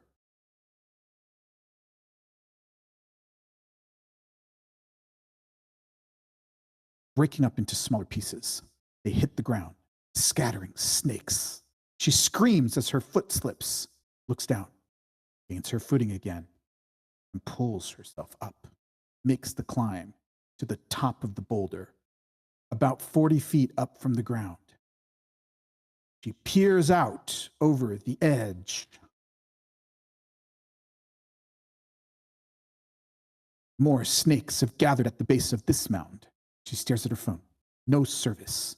She walks from one side of the rock formation to the other, seeking a signal, pointing her phone up toward the sky. She finds a signal.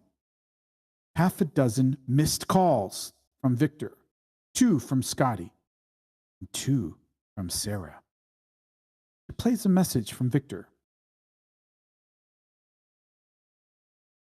Rosie, this is your father. I had to tell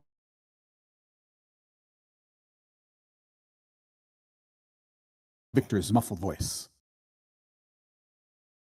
There's only one blood that can save you, and it's not yours. You must crush the head of the serpent. I'll be there as soon as I can. Josie plugs her phone into the battery-operated charger in the service area.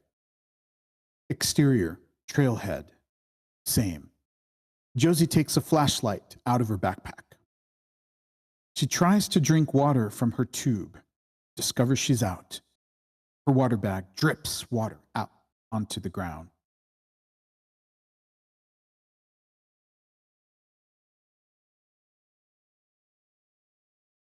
Arrows where the trails intersect, she contemplates, goes in the direction pointing toward the ranger station. Exterior, ranger station, day. A glass case attached to the wall holds information about the area for tourists. No water past this point. A camera mounted to the corner of the rooftop. Inside ranger station. Ranger Landry watches a screen behind a desk. On the screen is the water source spigot, a bathroom facility, and Ranger Landry's vehicle. Ranger Landry turns from the screen to a little tank filled with stick bugs. He watches them crawling around in the little plastic tank, looking like an alien species, stumbling over each other, picking themselves back up oddly with hair-like structured legs. He touches the side of the little tank, speaking to one of the stick bugs in particular. He speaks in an exaggerated baby voice. Of course not. I would never dump you in the forest. He turns on a little heat lamp and positions it over the little tank. Nice and warm. Ranger Landry plays a video on a laptop. Insect World, National Geographic. On screen, panning across a dark forest. A common raven appears hopping through the grass, and the words, medieval monsters. Once upon a time, all of Britain was covered by wild woods, a hunting ground for kings. Reeds blown by wind. The reeds are also battlefields. A pond. And every stagnant pond is a dragon's lair. Giant insect eyes. Clashes are fast-paced and frequent. Dragonflies flying into each other among the reeds, duking it out for the mate. The loser free falls into the reeds. With the challenger repelled, he can mate without competition. In the background, Josie appears on the surveillance video monitor. Ranger Landry pauses the National Geographic video, breaks with the laptop screen, and fixes his eyes on the surveillance camera monitor, the parking lot, the spigot, and Josie Valentine, standing near the water spigot, staring at the station. Her eyes have a faint glow to them. She snaps her head at the camera. Ranger Landry sits up with a jolt. What the hell are you doing, Josie? Ranger Landry goes outside and looks around. He goes to the water spigot and a puddle of water around it. He's afraid, but he's not quite sure why. He walks to each corner of the station, looks out into darkness. Feeling a little nervous, goes back inside, dials out with his cell. This Scotty Irwin, husband of Josie Valentine.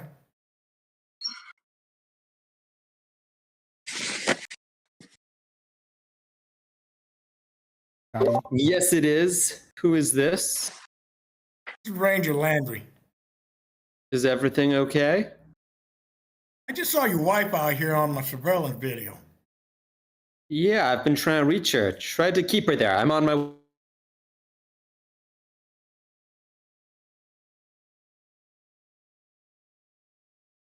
way back up there. You okay? Everything all right? Yeah. Her and Sarah, they're always making bets about staying out in the woods. Alone?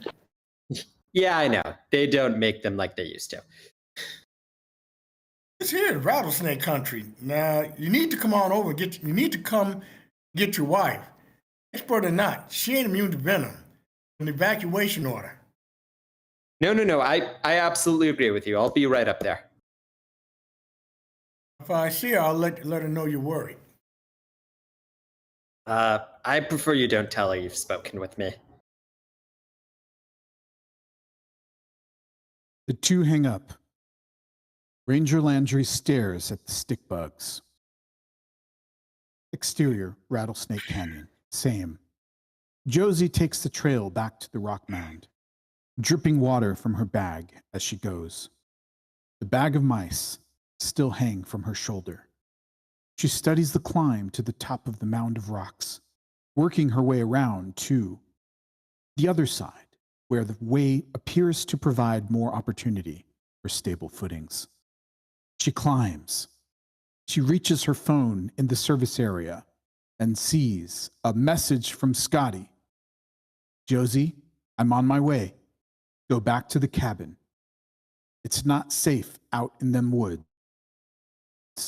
Josie climbs back down the mound of rocks and takes the trail to the cabin. Interior, cabin. Later, Josie enters the closet, reaches into her shoe, and takes the vial of blood and hair. She stares at the pink Bible. Cabin. Scotty pulls into the driveway. Scotty sits in the driver's seat, staring at the house. Josie watches from the window with the sadness about her we haven't yet seen until now. She slips out the back door. Trail quickens her pace, arrives at the mound rocks, searches her backpack for the drawstring bag and the headlamp, which she places around her head. Adjusting the strap, she takes the bag of mice off the tree limb, takes up the snake handling hook. She walks to the sign with the different arrows and goes in the direction of Rattlesnake Canyon. The headlamp lights the path. POV. A snake watches Josie as she walks further into the canyon, which features less and less trees, but more rocks, boulders, and gravel as we travel. She walks further into the forest.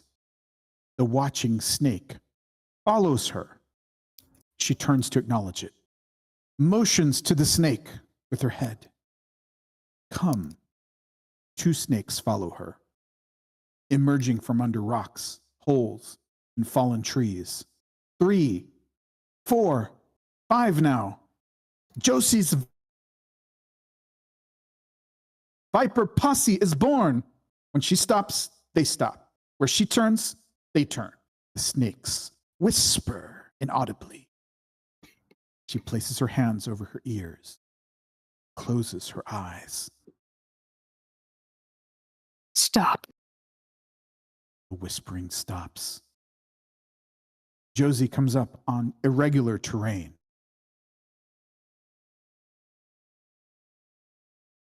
A partially buried sheet of plywood.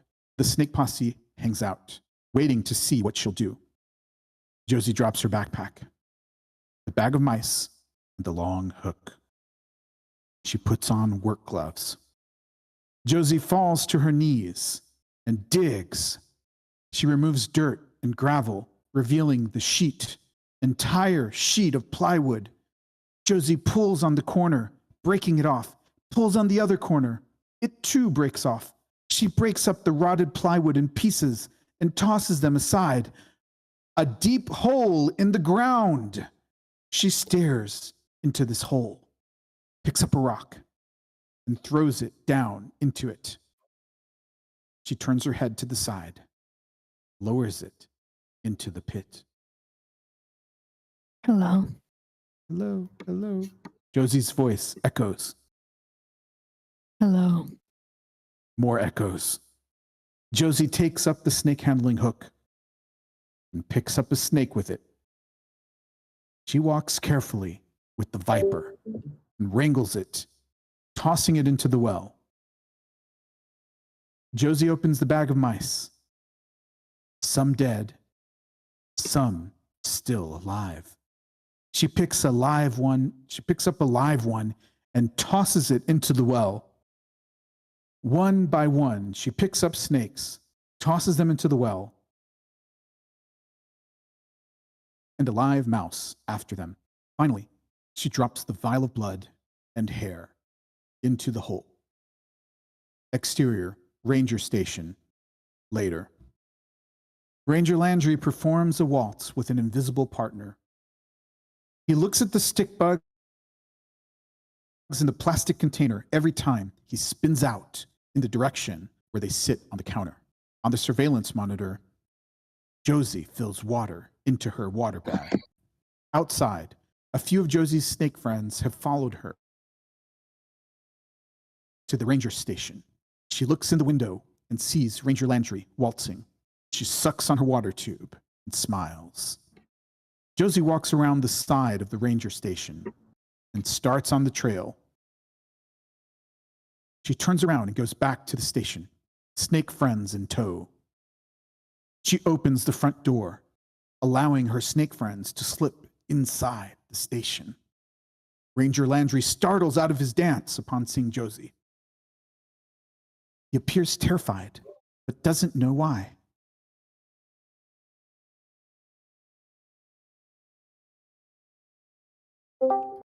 Evil Michael. Sorry, I was muted. Need a Josie. dance, partner? Josie walks into his arms, and he takes her for a slow, awkward dance. She rests her head on his chest. Ranger Landry does not know how to respond. See? Your husband's looking for you. I was hoping we could spend some time together.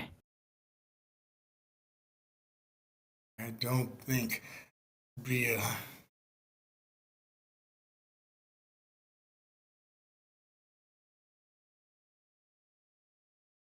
Josie puts a finger up to his lips. She kisses him, but he's not responding back to her.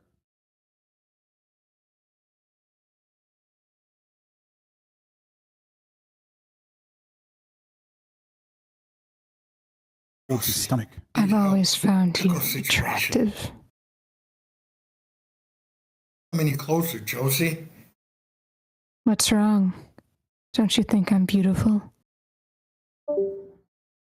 Josie's pupils go vertical yellow. Ranger Landry's breathing deepens. He holds his hand to his chest. I don't know what kind of drugs you're on, Josie, but I need you to stay right where you are. Josie gives Landry the death stare. I'm going to call your husband. Ranger Landry backs away from her. Interior, cabin, night. Scotty takes Josie's pink Bible down from the top shelf of the closet. He opens it to the inside cover. To a line-drawn snake inside the outline of a human body, just like the one he had torn off the wall. A verse is written inside the outline of the body. Mark 16:18. Scotty goes to that verse and reads it. They will handle snakes and not be bitten. Calls Sarah.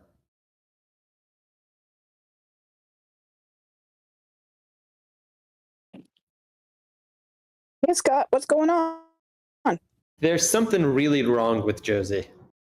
What do you mean? Is she on any drugs? Sarah No. scoffs. No, she would never use drugs. What's going on? I need you to come over. Where is she, Scotty? Last I know, she was picked up on the ranger station surveillance. I just got home. I think she thinks she can't be killed by snake poison. What makes you think that? I'll explain later. I'm going to the station. Wait, Sarah? What? You might not recognize her. What the hell are you talking about, Scotty? She's different. You can't be that different. Sarah, there's something else. Sarah ends the call. Interior, ranger station. Continuous. Josie cries. Ranger Landry picks up the phone, but cannot get a signal. I'm so confused. I'm going to get you some help. Snakes rattle. Josie motions to the snakes with her hand and her head.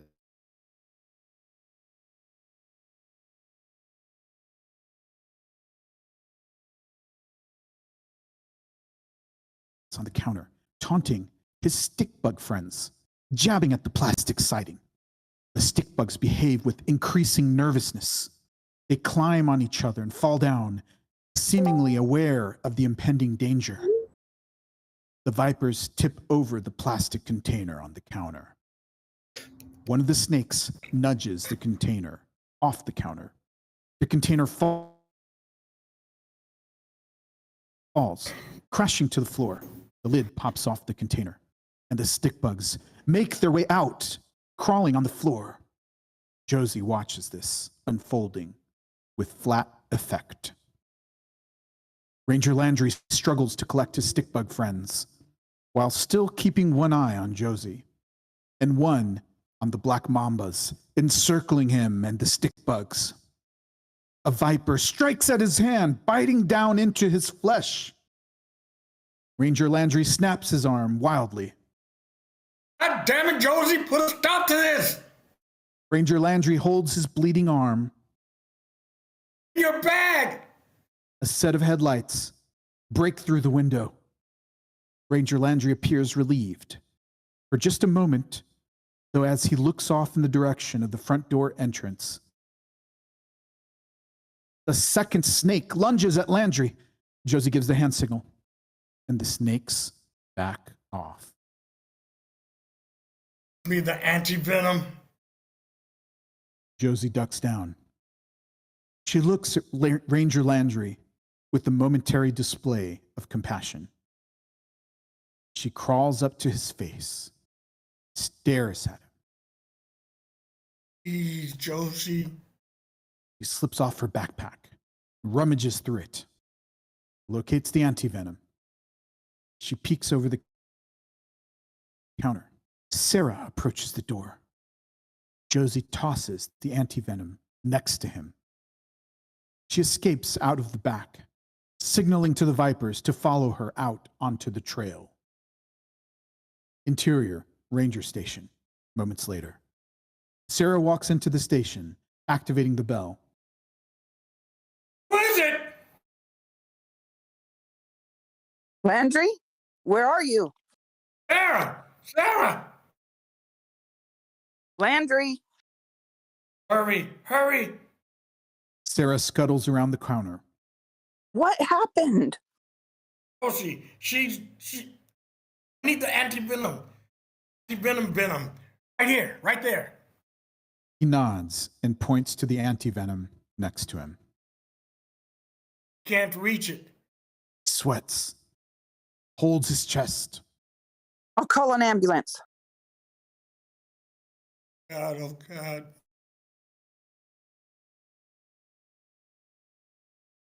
I'll Sarah drive tries you. to lift him. No time. I need that injection straight into my veins, Sarah. Okay. I've never done this before. Sarah prepares the syringe. I need to slow my... Ranger Landry's eyes stare at the ceiling. He no longer breathes heavy, but quick, light breaths. Sarah prepares the syringe. He no longer breathes. Landry, stay awake. He finds a vein, inserts the needle into a bulging vein on the top of his hand. The side of the snake bite leaves a blood stain on the sleeve of his shirt. Sarah looks around at the stick bugs. One of them oddly walks up to Ranger Landry's face and stands there, looking at him. Sarah contorts her face. What are you? She backs away, dials 911 on her phone. 911, what is your emergency? Sarah stares at the stick creature. We need help at the Rattlesnake Canyon Ranger Station as soon as possible. All right, let's take a quick break there. Okay. Let's try and break it up a little more. And somebody needs to take my parts. I've got work. Oh, yay. Parts for, Also, sorry, Joel, I forgot the whole thing of breaking at page 60. No worries. Flew past me. Anyone maybe who hasn't read a part would like to read a part? Green Mutant Llama, parts. you want to read? Can you hear us? Your mic work okay, Mutant? Anyone else? If needed, I could read potentially. I'm going to see if there's anyone else just to avoid the possibility of anyone talking to each other. I can do it. I don't know. Oh, Okay. thank you, Morgana. We'll give you green. Well, Roman can have it. Actually, Thank you for because that. Roman seemed disappointed, so Roman can have it. No, You already have mint, don't you, Roman? Yeah, I already have the mint, so I'm good. I'm okay. No worries. All right. Thank you for the podcast. But Nacho is scaring me with his passion. I forgot how good a reader he is. Yeah. I can't sleep. It's like an audiobook. For sure. Have you done an audiobook, Nacho? I don't think he's here. Good reader. Yeah, There's so many people. Anything he reads, I get scared. A lot of people here have cool voices, I think. Yeah, Am I think so. included? I need a compliment so I can sleep. Thank you. Oh boy. Today you have a peaceful voice. So you're I kind of love being peaceful. Thank you, Gray. You sound like someone that could be on a Cocomelon video, you know? Please, God, no. That's the worst thing. That is not a compliment. I mean, I let's be will honest. not Cocomelon's take very this. popular and kids like it, so like, I mean, it can't I be will that not take this slander. This is libel to the highest degree. What is No. the We'll adult have to equivalent of Cocomelon? I don't even know at this point. Probably TikTok just streams of unconscious videos.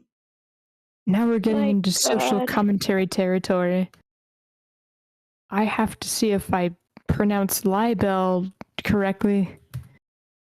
Libel? Oh, libel. Libel. Yes, I did.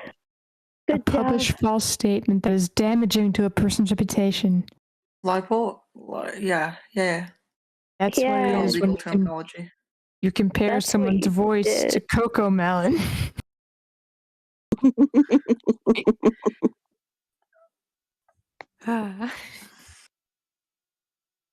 Yeah, good job, Nacho, so far. You like took this to suspense radio drama levels. You make a podcast. Yeah, this is really good. It's like a really cool audiobook. Man, it's exciting. PodCamp. Just in case you haven't noticed, I have now switched the stream over to PDF's account because my I was having technical issues, so yeah.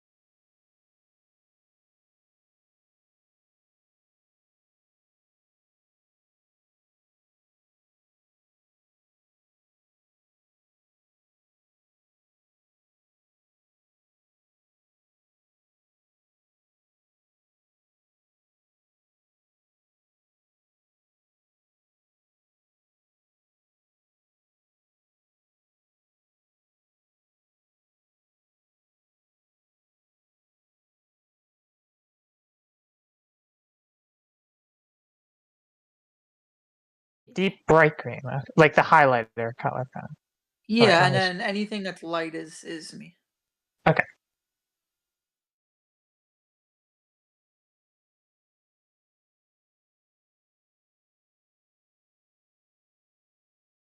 Play the music.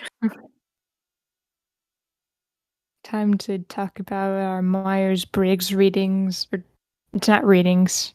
Myers-Briggs types. But we really don't need to do that. That was just for the sake of a joke. Please, God, don't start this conversation. My Not friend sure- says that I'm kidding.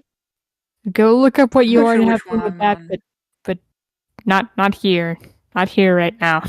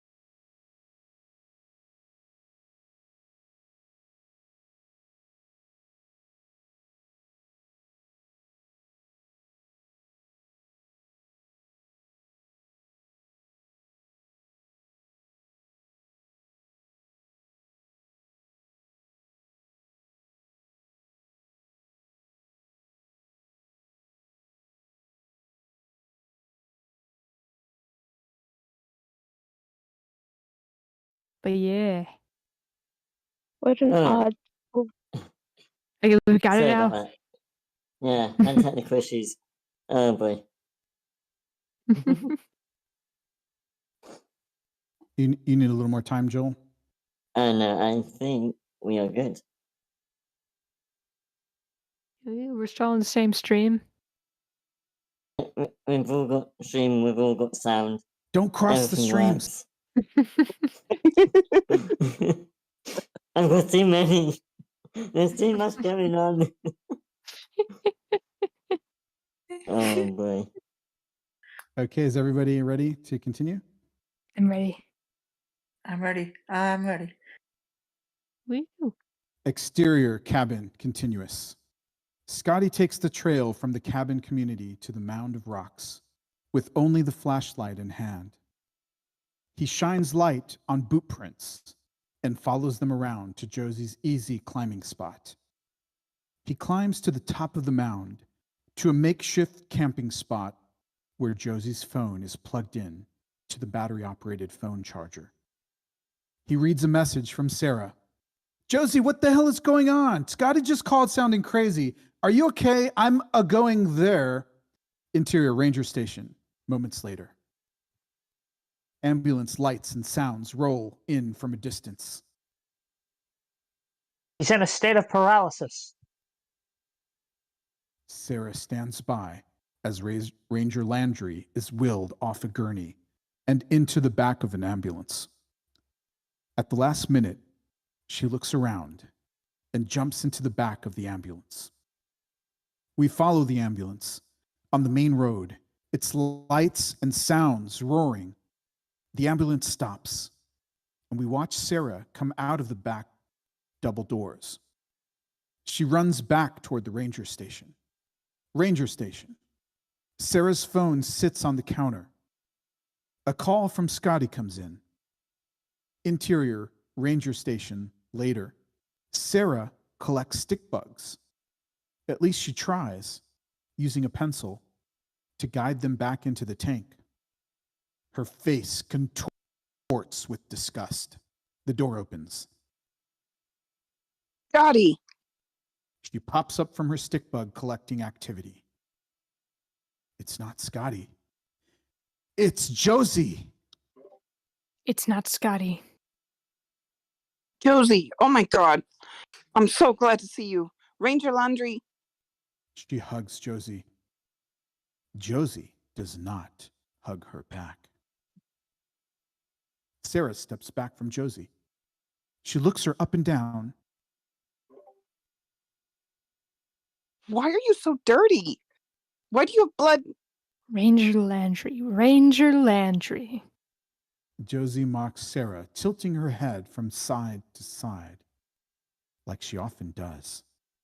She mouths the words, Ranger Landry, without sound. Stop pretending. Josie swishes her snake handling hook through the air. Josie, what's wrong with you? What do you think was going to happen, my good woman? You're really scaring me, Josie. Josie walks toward Sarah. Stay right there. Sarah holds her hand up to her. She shakes her head back and forth really fast. What's going on? There's no going back for me. Step away from the edge of the cliff, Josie. No.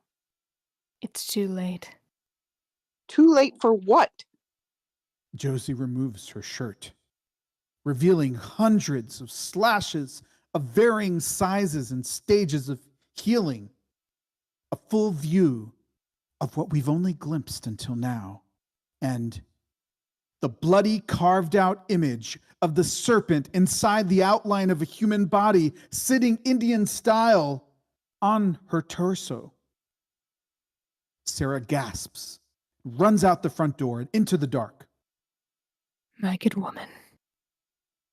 Josie mouths the words, my good woman, without sound. Josie's friends rattle up to her heels, awaiting her directive. Hard cut. Exterior trail day. Josie on the hunt. She walks in the direction of the well. Brush is disturbed in the background. She snaps her head in the direction of the disturbed brush. Sarah comes out from behind foliage and runs away. Josie motions to the snakes to pursue Sarah. The snakes slither after Sarah. She turns around while still running. Sarah twists her ankle on a rock and falls. She yells out and hits the ground. Sarah attempts to stand, but she falls again. Dust is disturbed around her. She grabs her ankle and shrieks. Sarah looks up at Josie, standing over her. The snakes compass her about. Josie, no.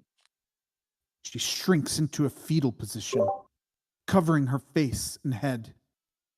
Josie. Scotty walks slow toward Josie and Sarah, and the snake posse hissing and rattling, awaiting Josie's command. Sarah's army crawls away from the danger of Josie and her venomous snake posse. Scotty. Scotty holds his stare on Josie and walks toward Sarah. Call off the snakes, Josie. I can't do that. Scotty's phone rings. He answers it to Victor. Victor, I have Josie right here. Victor's voice distorts. Can you hear me?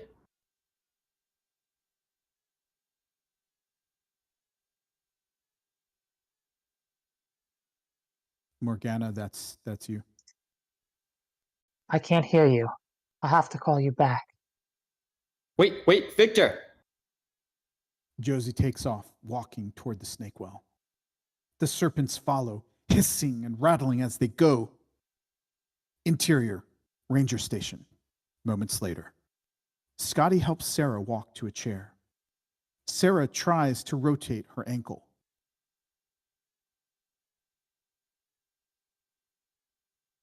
This hurts like a son of a bitch. Scotty sees the container of stick bugs. What the hell are those? Call the police, Scotty. Call someone. What were we supposed to tell them? My wife can control serpents with her mind. Please come pick her up. I can't believe this is happening. Scotty looks out the window. She tried to tell me. Scotty looks at the map of Rattlesnake Canyon. Maybe I should call her psychiatrist. I knew all along I wasn't imagining it. It's some kind of power. I have to help her. That's not a good idea. Scotty opens a desk drawer where a photo of Ranger Landry and his wife is displayed. A pair of handcuffs and a stun gun. I think I can drive myself to... Okay, we seem to have some sort of technical issue. Is it a technical problem? The text isn't appearing where the Oh. colors are. Oh, no. No. Oh boy. We'll have Phantom to text. use interpretive acting from here on. What page are we? 66. Does this fill your own dialogue in? Or, I mean, 66, good. Improvise. You can do we you have can a- click on my 66 or stream not? if that's 666. yeah. If you're not able to view the PDF, you could click on my stream if you need to.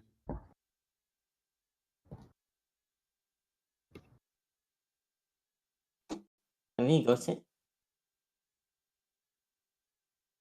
Everyone ready? Yeah. okay, wait.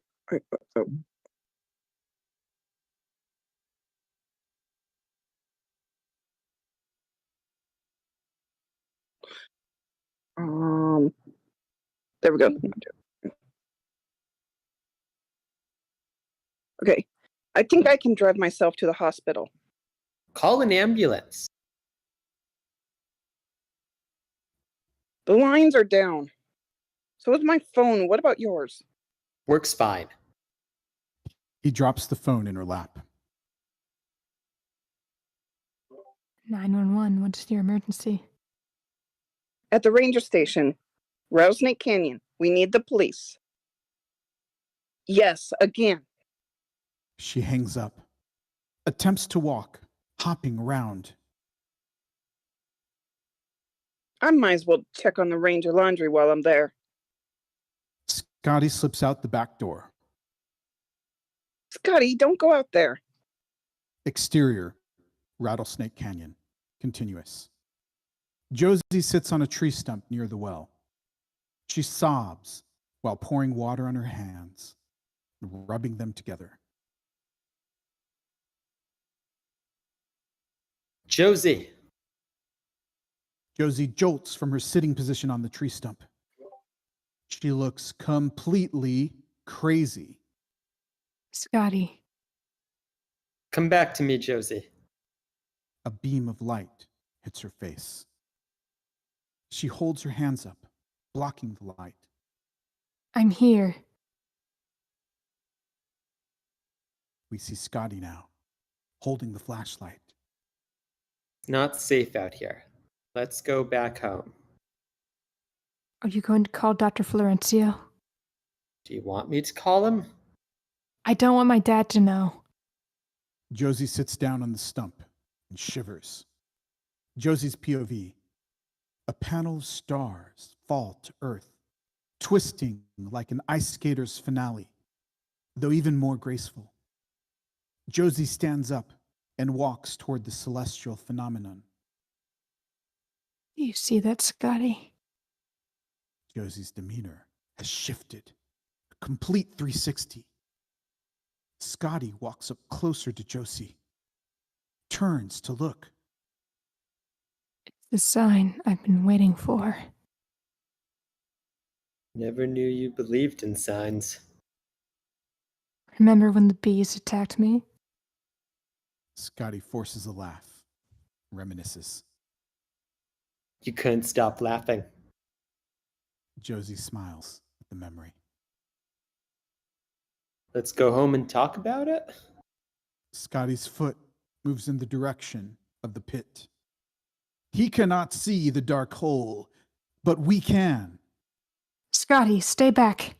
Scotty slips, falls into the dark hole, the flashlight lighting up the entire shaft en route to the bottom, where a brood of waiting vipers. Scotty! Scotty hits the sides of the well as he descends. We cannot tell up or down as the flashlight flickers back and forth from one side of the well to the other. Finally hitting the bottom of the well, we go back to Josie, who looks around, frantic, glitching, disjointed, rummages through her bag. She pulls out an antivenom kit and tosses it into the well. She dumps the entire bag out on the ground where all the items she had previously placed into the bag are now scattered about. Inside the well, the antivenom hits the ground next to Scotty. He turns his head for the hopes of reaching it. From out of the dark, a viper emerges. Back to Josie, in a state of frenzy. No rope. No rope. She mouths the words, no rope, without sound. Scotty lays at the bottom of the well, cuts, scrapes, blood, a gash or two about the face. Scotty's POV, light, forms a circle at the mouth of the well. Scotty tries to move but cannot. He cries out in agony. Back to Josie, who covers her ears and falls to her knees. Scotty! Inside the well, the vipers scattered now emerge from the shadows, striking repeatedly at Scotty's face. Scotty defends, screaming. Exterior cabin, moments later. Victor gets out of a taxi. Driver Desmond, 32, pops the trunk, retrieves a carry-on luggage. Feels quiet. Victor tips the driver and stares up. Looks like a storm. Seen one storm, you see them all. What do you mean? There's a dreariness to the entire neighborhood where only a few cars remain on the street. Never came up this far myself. I was here last winter. Driver Desmond looks around. The tree line, the row of cabins, clouds gathering. What does she do up here? Runs a business. Bed and breakfast? Snake handling. Victor walks toward the cabin. What's that? Ain't never heard of that vacation. Driver Desmond gapes at Victor, who makes his way toward the front door of the cabin.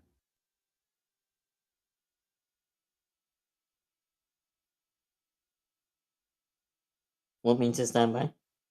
Victor waves his hand at the driver, continues on the little trail. Driver Desmond stands on the path, unsure of whether to heed Victor's signal. Are you sure? Victor rolls the carry-on toward the front door, where the little wooden sign with the name Scotty and Josie has been carved out. He knocks on the door, turns around to see the driver still waiting. Victor waves him on again, signaling him to go on.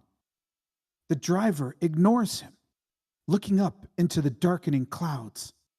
Victor knocks again, louder this time, and calls out, Josie! Victor turns to driver Desmond, who leans up against the taxi with his arms crossed. Victor jiggles the doorknob. He shoulder rams it to no effect, grimaces and massages his shoulder. He looks back and waves driver Desmond over. Driver Desmond walks to the front of the cabin at Victor's signal. Got any experience opening doors? Let me see what I can do. Driver Desmond holds up a finger. He goes to the trunk of the taxi and presents with an empty water bottle. He hastens back to the cabin door where Victor waits, practicing patience. Victor pulls a pocket knife out of his back pocket, cuts a square off the water bottle, and bends it this way and that. A lot of times, locks are installed improperly. He inserts the plastic in between the door and the door jamb. Making it easy to... The door pops open. Victor gapes at driver Desmond. Criminalism has its benefits, I suppose. Desmond, ex-con. Desmond holds his hand out to Victor. At your service. Victor shakes his hand. Victor, concerned father. Victor pushes the door open. Exterior, street, continuous. An aerial view of the main road, the line of cabins, the ranger station, and the glorious American flag, waving just a little, and the water spigot.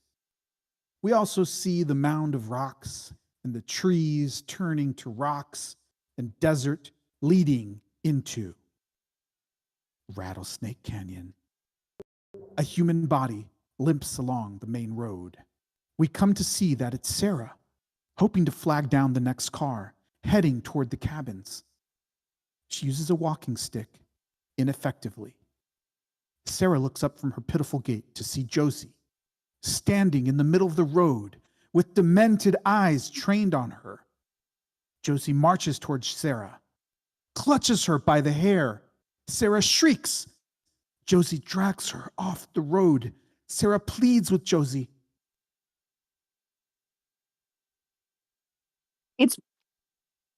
It's me, Josie. Your best friend. It's your fault Scotty's dead. Sarah cries. She cries. We know that she might be innocent of Josie's accusations. Interior cabin continuous. Victor enters the cabin. Desmond right behind him. Yo, something ain't right here. Victor turns to look at driver Desmond. You don't feel that? You believe in God, Desmond?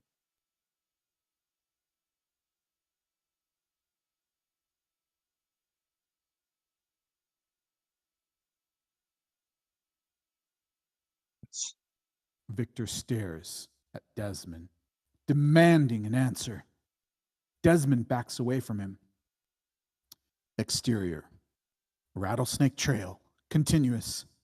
Josie drags Sarah on the woodsy trail leading into Rattlesnake Canyon's rocky terrain. We back off this action and can see the vicinity of the area. We see the well and a pile of 2x4s to the left of the well. Josie's snake posse is on and off the trail. The head of the snake posse stays tight at her heel. Sarah's in shock and cannot stand as they approach the mouth of the well, snake pit. Interior cabin, day. Victor looks around, moving from one room to the next. He goes into the kitchen, where he sees an untouched cup of coffee and a fully intact croissant. Next to this is a piece of paper that's been crumbled up and uncrumbled. On closer look, we can see that it's a map of the area. In the area marked Rattlesnake Canyon, a cross and a well. Driver Desmond stands near the front door, trembling. Looking for anything in particular? I had a dream, Desmond. While I was still in Florida. Led me here. Victor looks through the bookcase, finds a photo album. He sits on the couch, looks through old family photos. Josie and Victor when she was a baby. Josie with her natural mother with a hardened countenance. Josie, Victor, and hipster girlfriend. She wears the shirt, Viper Love. She appears demonic. Yo, Vic. Everything okay? Victor ignores Desmond, makes his way down the hallway to a closed door. Desmond's on the heels of Victor. There's a strong presence here. Yeah, I feel it too. Victor opens the door with great caution. He's afraid of what he might find in this room. His fears are confirmed when, upon opening the door, his head is blown back by an unseen force. Driver Desmond also feels this unseen force. My mum always talks about these kind of things, but this is the first time I've ever felt it like this. Victor and Desmond enter the room to behold a gaping hole in the wall and another fist-sized hole and a drawing of the outline of the human body sitting Indian style, a snake coiled at the base of the spine. The next photo shows the snake emerging from the base of the spine and into the sternum. The next photo shows a snake coming out of the mouth of the human outline. Lord have mercy. What the hell is this? The snake in the spine.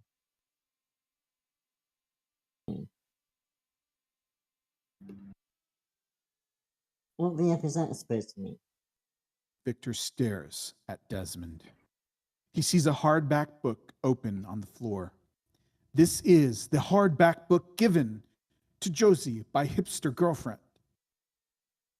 Victor plays the video to see the yoga instructor.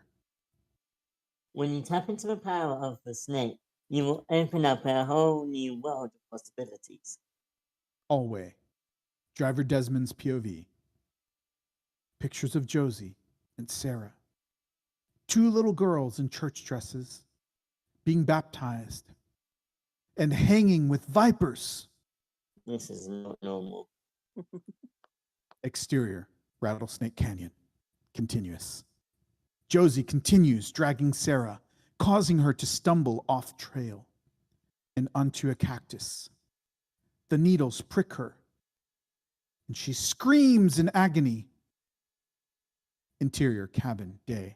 Victor flips the pages of the hardback book to the inside cover, where he sees his former hipster girlfriend's note to Josie. He drops his head and prays. I command you to leave my daughter. By the blood of the slain lamb and by the word of my testimony. Devil be gone.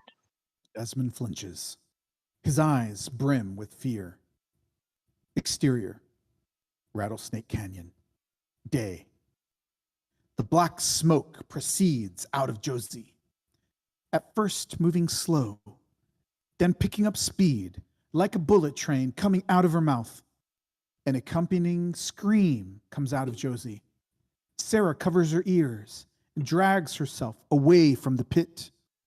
Josie collapses. She comes into a sense of self-awareness.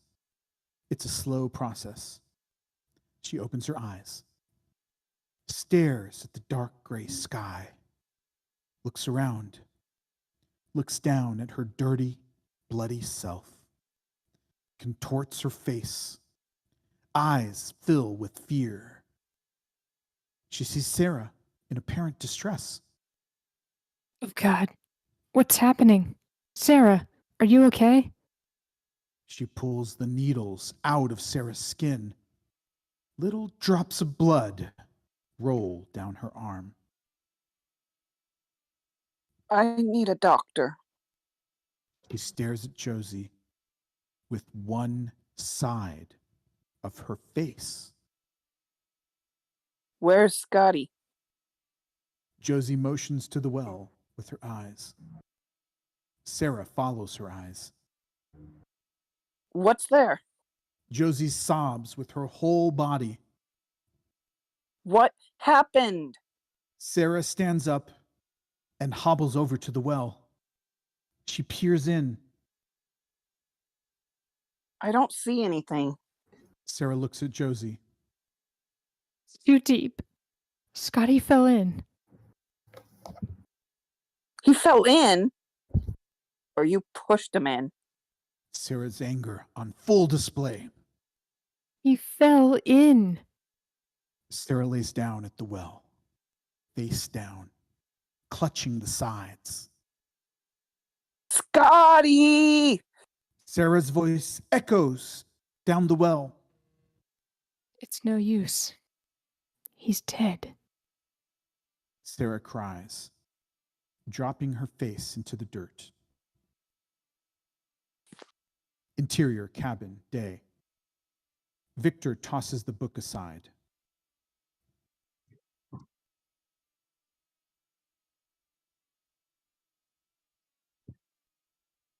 Hey Vic, you mind telling me what the hell is going on? Desmond shifts his eyes back and forth. Victor charges toward the door. I have to find my daughter. Desmond follows Victor out the door. He presses buttons on his phone. No service. I ain't got no service. We're in a no service area. Desmond goes into panic mode. How are we supposed to communicate? Cracks and flashes across the sky. Desmond flinches. Interior, cabin, continuous. Exterior, street, continuous. Victor charges down the main road. Desmond runs to catch up to him. Where are we going? We are not going anywhere. Victor faces Desmond and shoves his hand into his chest. I suggest you leave here. You really want me to leave you alone here? Driver Desmond's eyes dart back and forth.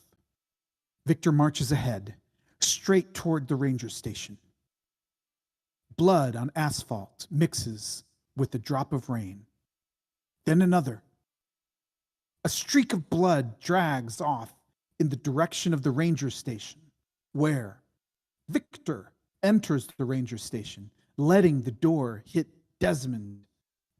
Inside the ranger station, Victor and Desmond stare at the stick bugs. What are those? Desmond takes 2 steps back. Exterior, Rattlesnake Canyon, day. Sarah cries, the way a woman would cry over a slain lover. Josie stares at her, squints her eyes at her. Sarah leverages herself up on a rock and stands upright. Sarah hops a couple times. She picks up the walking stick. She looks at Sarah. I think Josie looks at Sarah. Or she looks at Josie, proceeding with caution. Josie falls down on the ground next to the well. What have I done? Josie cries, the whole body cry. A short time of silence goes on, where we only hear moans from Sarah as she tries to put pressure on her foot to walk. Then,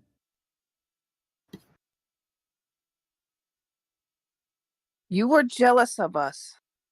Josie takes notice of Sarah, glaring at her from afar. The snake posse picks up on Sarah's hate vibe. They surround Sarah, hissing and rattling. Call off your snakes, Josie. Sarah cowers and protects her face. No.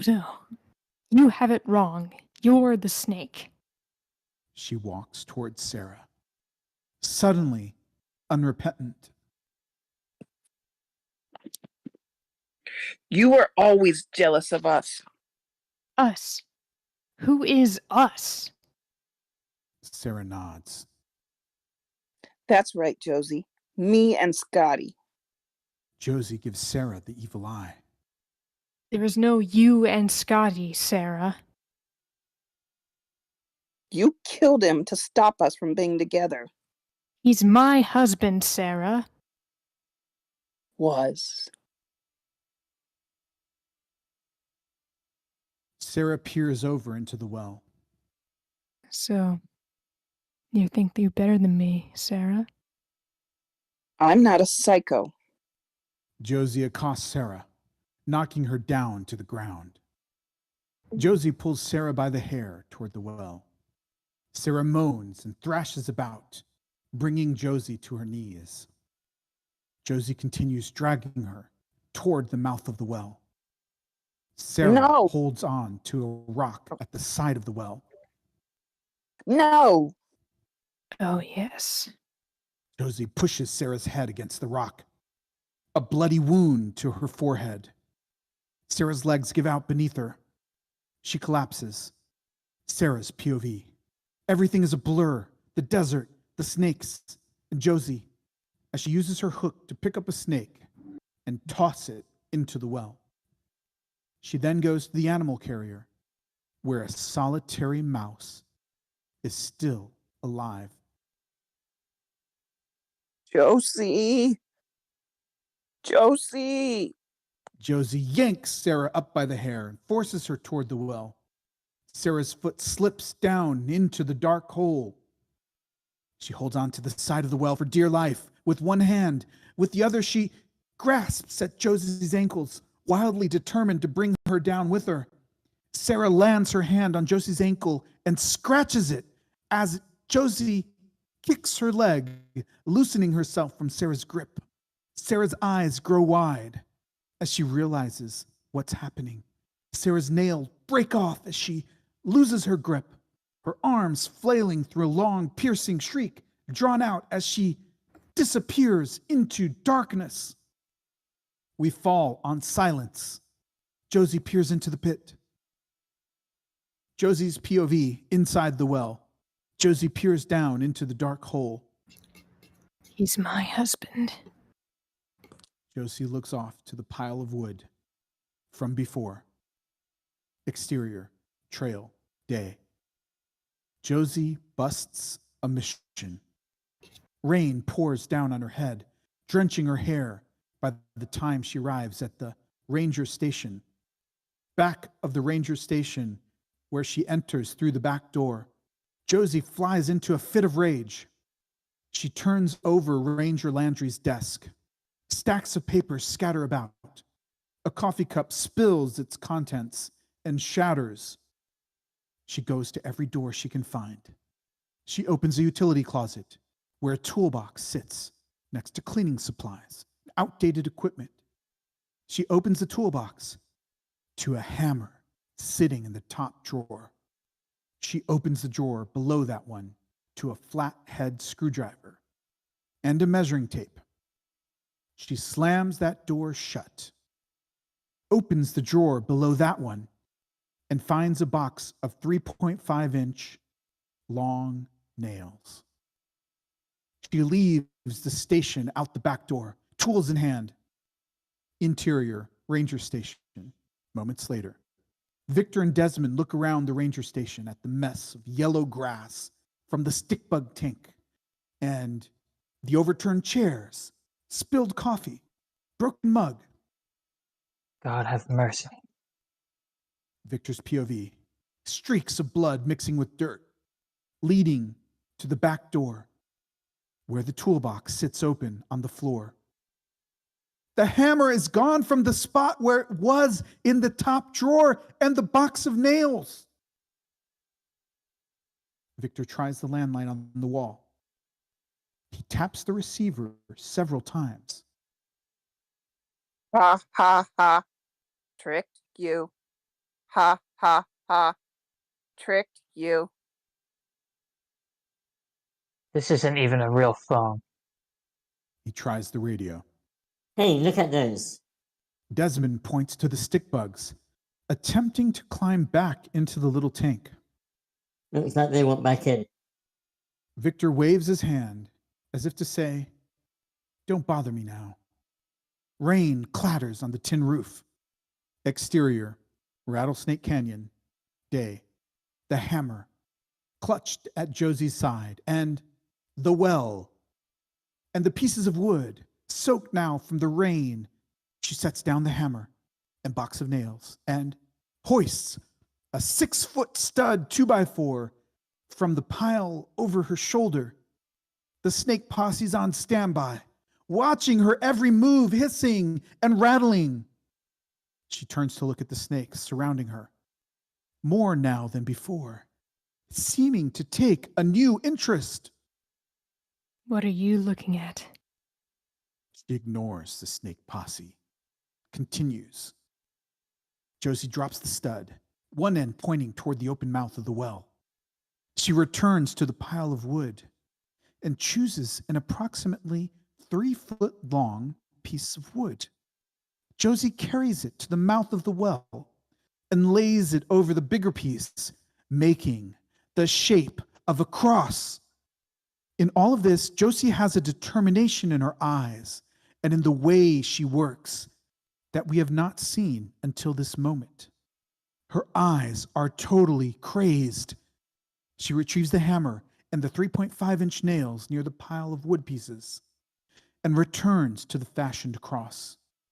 Josie uses the hammer to drive a nail into the center of the cross, attaching the smaller piece to the bigger one. She drives another nail, missing the nail head. She screams, and another one, this time bending the nail in half. She screams louder. Exterior, ranger station, day. Splashes of muddy water. Victor hightails it down the trail. Desmond keeps up. Desmond's POV. Footprints. Footprints going that way. Desmond points to a set of footprints and blood on the trail. Blood. Victor and Desmond follow the prints. Exterior, Rattlesnake Canyon, day. Josie digs a shallow fence post, using a stick and a rock to tear into the ground. The stick breaks in half. She tosses the stick aside and unfolds the foldable shovel she's been carrying around, fixed to the side of her backpack. She drives the shovel into the dirt and removes dirt. Victor and Desmond stare at the sign with the arrows pointing this way and that. Rain pours down over the forest of trees. My daughter had an obsession with snakes. I suppose I had something to do with that. Used to take her to the snake shows. Victor stares at the sign, pointing in the direction of Rattlesnake Canyon. Never heard of a woman liking those things much. She made a whole career out of it. I guess she's gone this way. Victor follows the sign, pointing to Rattlesnake Canyon. I don't think I can deal with this man. You're free to go. Not sure how to get back now. Desmond looks off in the various directions of the arrows. Follow the sign that goes back to the cabins. Desmond's POV. The arrow pointing in the direction of the cabins. Victor watches him go. Exterior, Rattlesnake Canyon, day. Josie lifts and rolls rocks into place at the well. She picks up the snake handling hook and approaches members of her snake posse who stand by, twisting their heads around and slithering their forked tongues in and out.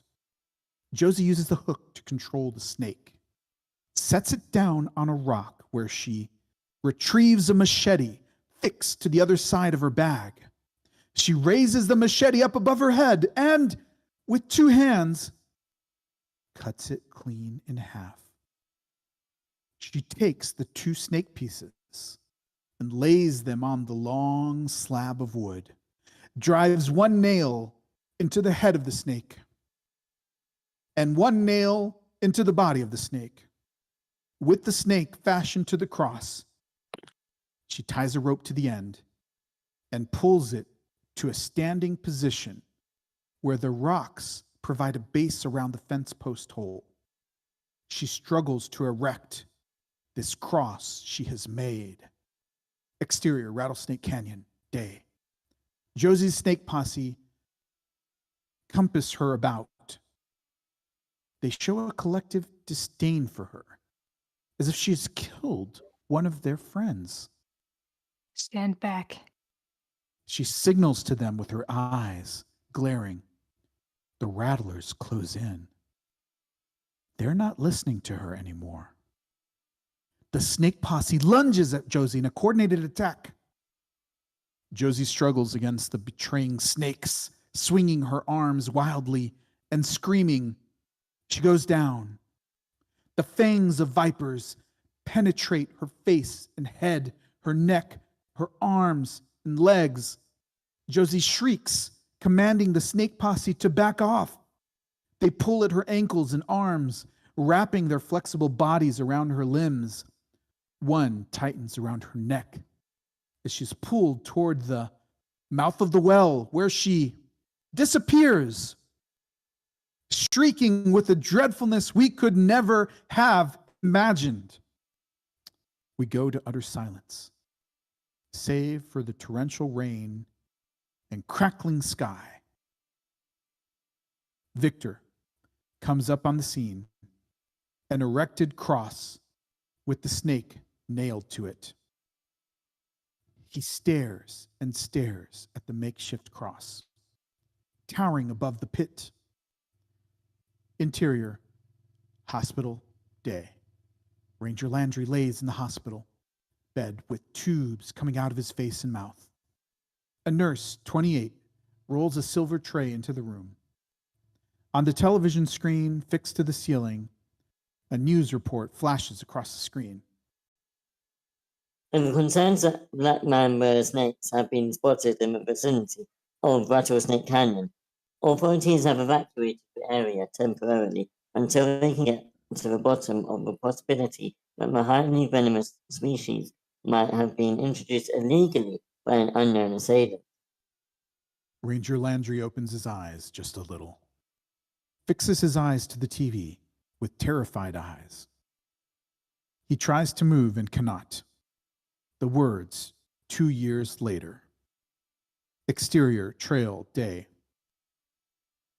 A A group of tourists walk behind a tour guide, 28, on a familiar trail. We come upon the dilapidated sign with the arrows pointing to the different places around Rattlesnake Canyon. Except now, a metal placard says, Site of Historical Interest. We follow the tourists further into the canyon. Past the boarded up ranger station, we zoom into a clump of black hair on the ground, just behind the ranger station.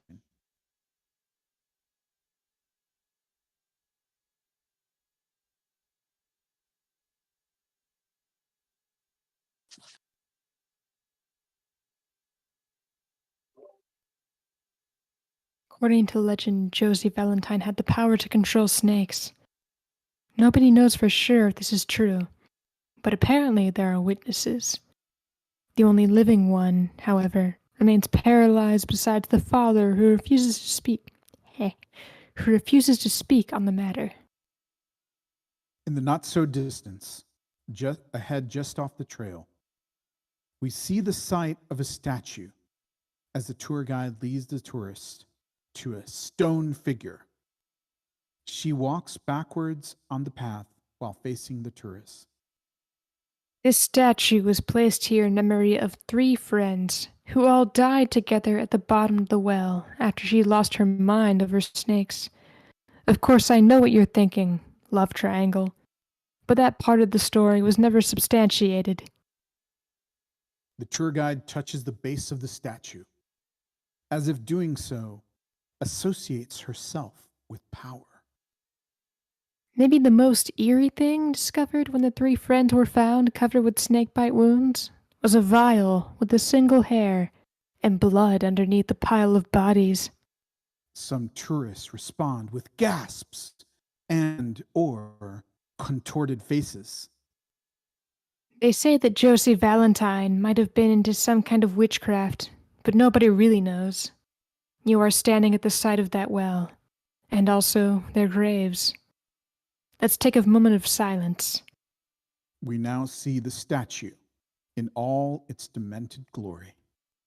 A long-legged woman with snakes wrapped around her body. The tourists drop their heads in reverence. A little girl, uncannily resembling Josie, keeps her eyes open. The statue comes to life. Eyes, liquid, pooling, snakes, an inkling of movement. But we are not sure yet. But now we are certain these vipers move about over the depiction of Josie and the vertical eyes. The little girl's POV. The vipers are indeed moving now as her pupils become vertical slits. Dun, dun, dun. Excellent job, everyone. Thank you, Nacho, for... Thank you. Thank you, Nacho, for reading direction. You did a very good job. Oh, yeah. You are Thanks, there to voice put actors. the- Great job. Yeah, to all our performers today. Well, Great job, very good, everybody. everyone. Got the theatrics in there.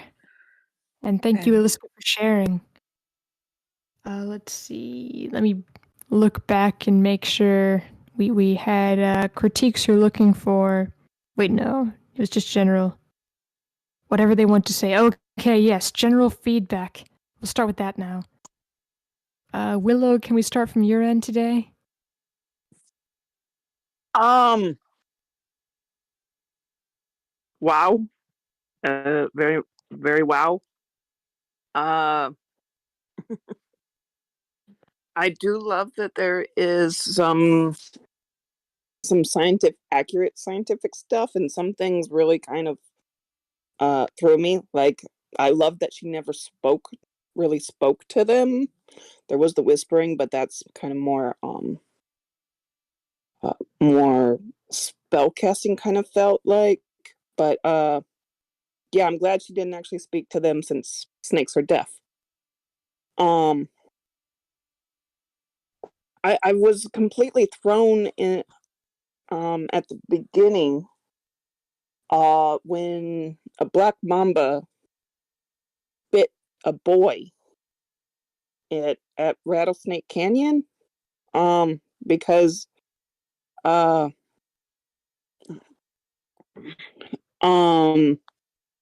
because black mambas are African snakes. And I think it is mentioned that someone introduced them in there, but like I didn't understand, was Josie supposed to have introduced them? I'm sure they would be a majorly bad invasive species, and I didn't quite know that spot.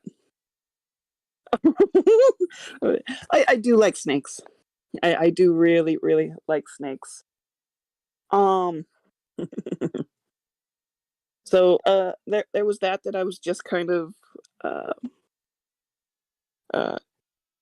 yes, that's okay. When I was a kid, I always wanted to be a herpetologist. That was one of my dreams. Yes. So yeah, you set up a lot of the next. I'm going to talk about like character, like motivations kind of thing. That you set up a lot of the of the like the snake charming and the snake stuff, but not really set up any of the relationship between Josie and Sarah and Scotty. Like Sarah was just kind of there and appeared as a side character to Josie. So when the whole suspected triangle thing came out, it was kind of hit me at left field because there was like no hint, there was no miscommunication, there was no misdirection, and I didn't see any of that. Perhaps something that could be stronger is if we stayed with Josie the whole time. Instead, most of it we're watching Josie, like we're seeing Josie from other people's points of view, and it takes some of the mystery about it.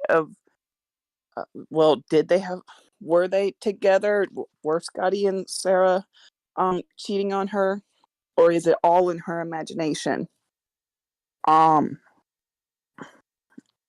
think that mystery could have been held out a lot longer, and would have needed to build up like some of the characters a bit more. But that was definitely very interesting and very intense. So thank you. Thank you. Thanks, Willow. Terrain, were you here with the reading? Yes, I was. Okay, would you like to give feedback? No. Okay. I came in late. Okay. I can't tell if this is what year is this? I think I might have missed that.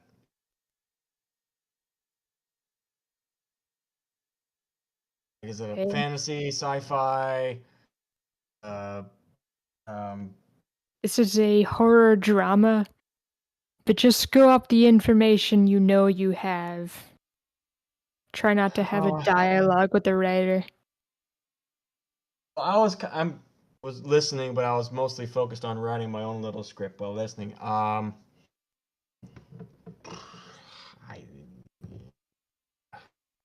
not mandatory. I know, but just I don't think that black mambas have a rattle. Actually, I'm quite certain they don't, but that's the one thing that I got. I was like, black mamba rattles, like they don't have a rattle. Hey, maybe in your world they do. If they do, hey, cool. Okay, thank you. That's important. Thank you. While we're on technicalities, the snakes are venomous, not poisonous. There's countless internet posts about people being angry about venomous being confused with poisonous.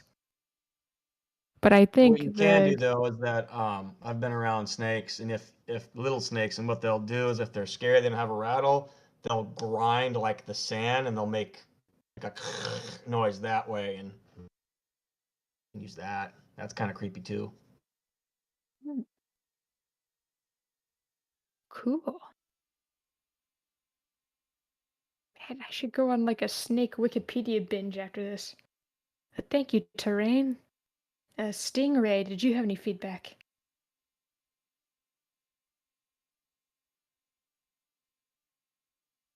Are you there, Stingray? Yes, I am. Sorry, kept forgetting I was on mute.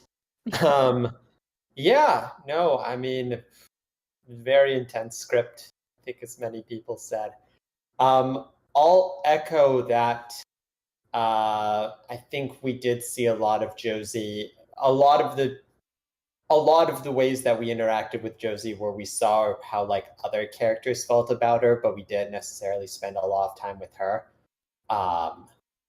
Which, yeah, did leave me feeling like as central as she obviously is to the story, like I kind of wanted to spend a little bit more time with her to understand her own warped perspective on things.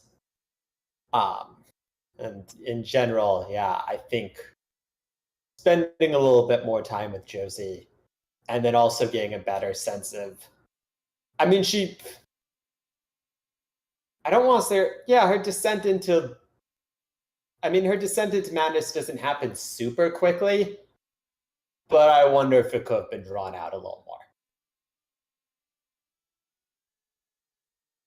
Let me think what else. Oh, since I read for him, I wasn't certain how much of an asshole Scotty was supposed to be. At first, I thought he was an asshole. He didn't actually end up being as bad as I thought he was going to be. But I was curious how much of like a dick he is. Because on the one hand, the relationship does seem unhealthy. On the other hand, and his telegraph is unhealthy in a few places. But on the other hand, he doesn't like necessarily, he does seem to ultimately care about Josie in the end. Which honestly could be an interesting contradiction. But yeah, I wasn't sure if I was supposed to read him as an asshole or not. Or how much of an asshole I was supposed to read him as. That's my comments. Thank you. Thank you for reading. No problem. Thanks, Stingray. Roman, did you have any feedback? I liked it quite a lot. I think there's a lot of good imagery with like the religious stuff and snakes in general. And I think like there's a lot of things you can pull with snakes in general from like myths and stuff. There's like snakes are used so often, so it's a really good thematic element, and I think it's pretty scary when you have like a bunch of snakes like attacking someone. I can imagine that being pretty visual and visceral. But yeah, I quite like it. Yeah, generally I think it has a very good amount of tension in the parts that I feel it needs to, um and yeah, I generally like it. Yeah, I mean, yeah, I think that's mostly what I would say. But yeah, like make sure the snake stuff is as accurate as possible. But I mean, that's obvious; it'll come. But everything else, I think, is really good. I like it. Thank you. Thank you, Roman. Nacho, do you have any feedback? Yeah, so I just want to say it's been cool to be able to read like different projects of yours and like see how your writing is like developing. I think there are some really amazing things here that I really liked. I love the concept of this, little girl kind of like getting sort of obsessed with snakes and like just this thing about there being like a snake in your spine is really cool. And it's sort of like, kind of like an art house horror film, like where there's something going on, like, I don't know, like it could be like extremely stylized or just something sort of like, like a Cronenberg movie or, there's a lot of really cool stuff here. I think the number one biggest thing is you don't have a protagonist, right? Like Josie, I think you can either choose to make her be sort of like the scary monster and pick a different person for your protagonist, or lean into Josie as the main character and the protagonist, and give Josie a really clear goal that we're following her, we're rooting for her to try to achieve this big goal for most of the movie. And so there's a big part. I think there's some really, really cool stuff here. Like, I think some of it felt like, you know, kind of like when, I think it was around page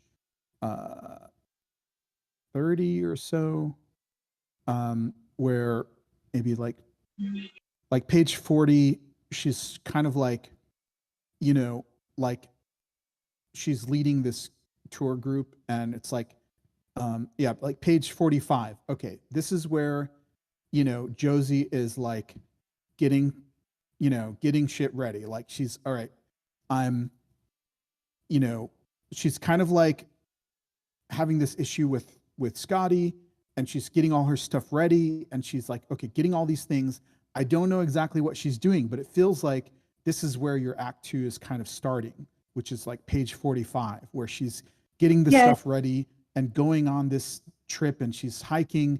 And so I don't know, like her goal is just climb to the top of the mountain, or, you know, if her goal is like do some kind of ritual, whatever the goal is, like we need to set that up much earlier, like what she's trying to do. And like maybe it seemed like the Dr. Florencio around page I don't know, like 20 or something, where he's like talking about like, okay, like first he was talking about I'm doing this new program, you know, why don't you participate? So that seemed like, okay, it seemed like that's going to be what the story is about. Like she's in this some kind of weird guinea pig experimental trial, and she's going to start getting these powers.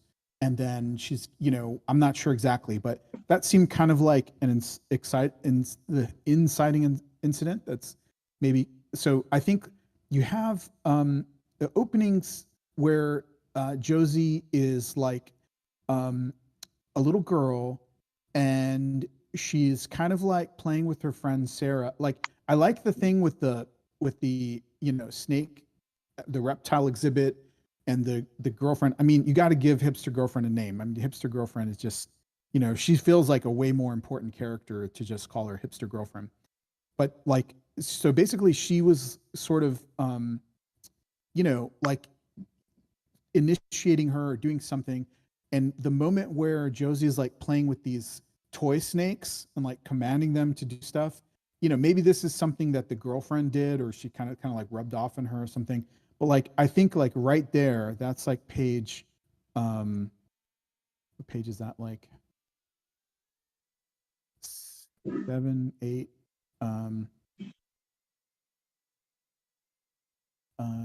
it's like really early, where she's playing with the toy snakes and her friend Sarah. Like right there, you could cut to like, now she's like a teenager and she's actually playing with real snakes, right? Like visually, you could just cut from the little girl playing with the toy snakes to bam, okay, now teenager. And then we can kind of get like, you know, it's kind of like, this is kind of like the origin story of like a superhero movie, basically, like in terms of like the structure, kind of like if Josie is the main character, and it's like, so we need to see like, what is she trying to do, and make it, and what makes it so difficult? What's the obstacle in her way? And like, part of it is like, maybe her powers, we want to see these kind of like progressing, like if her power is to command snakes, like, is there a cost? Like it makes her more, you know, like this demonic thing, or corrupted, or she's losing her mind, or, you know, whatever it is, but just kind of like figuring out how to show her like learning how to use the power. And then by the time we get into act 2, she's like, you know, and a lot of this, there's a lot of scenes that are just sort of people talking about what happened, but it's like we kind of wanted to see those scenes, right?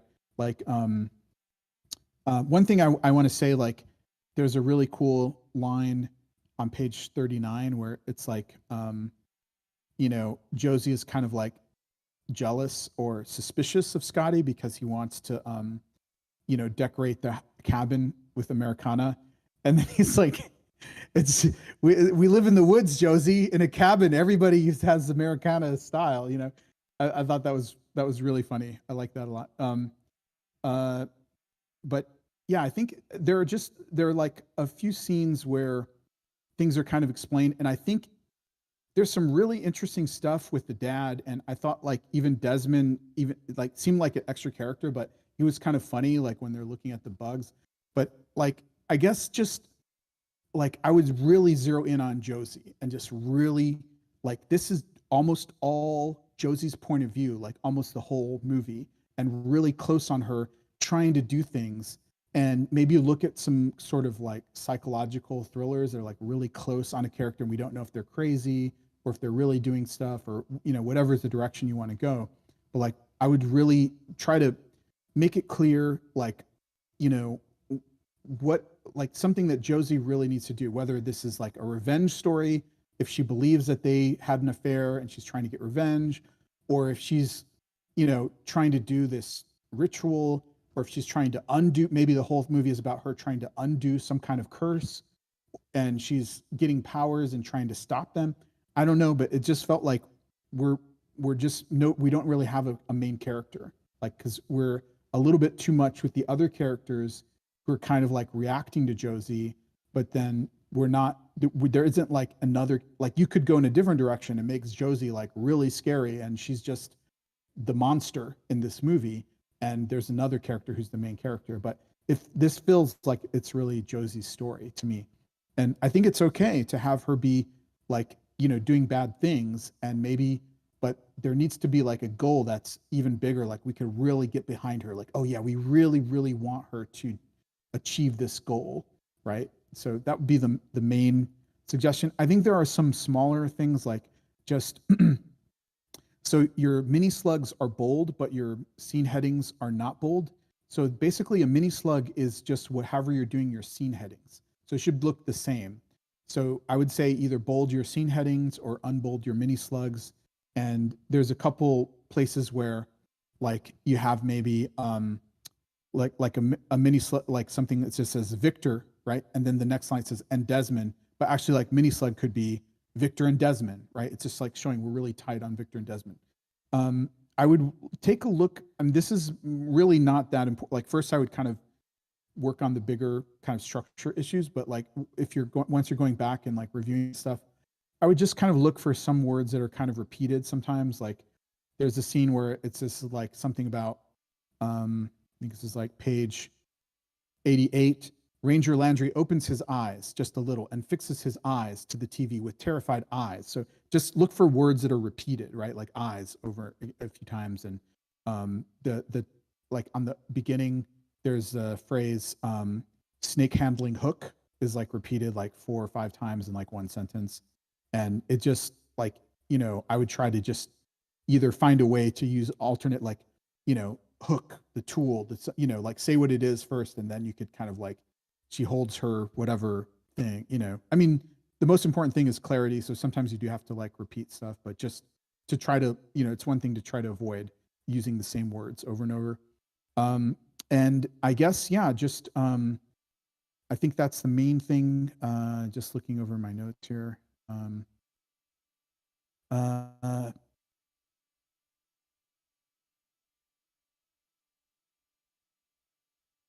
I guess there was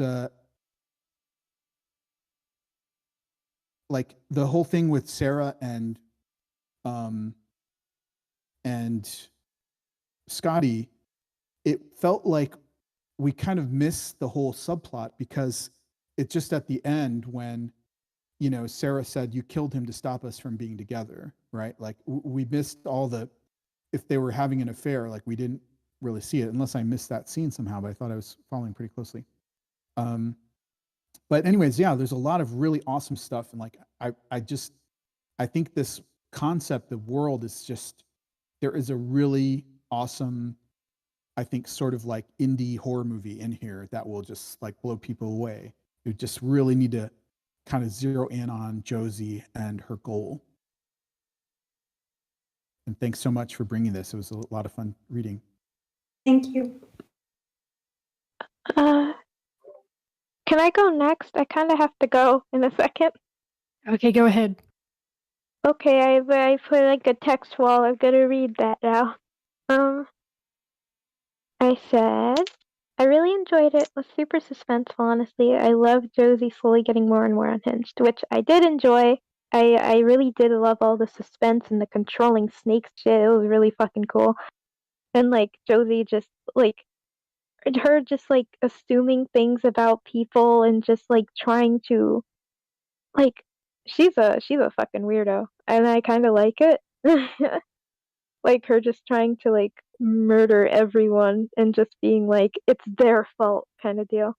But yeah, there weren't many hints like Sarah liking Scotty, and it just seemed like she wasn't a well-liked friend overall. Like even though she's been with Josie since her childhood, it seemed like Josie was just like mocking her the whole time and was just like it wasn't I guess I didn't really get that friendly vibe from them in the first place. And it didn't really feel like a betrayal to me when it's just like, Sarah probably having an affair with Scotty. It didn't seem like well, Josie felt betrayed by that. Well, she felt like angry about it, but not like my own best friend, you know?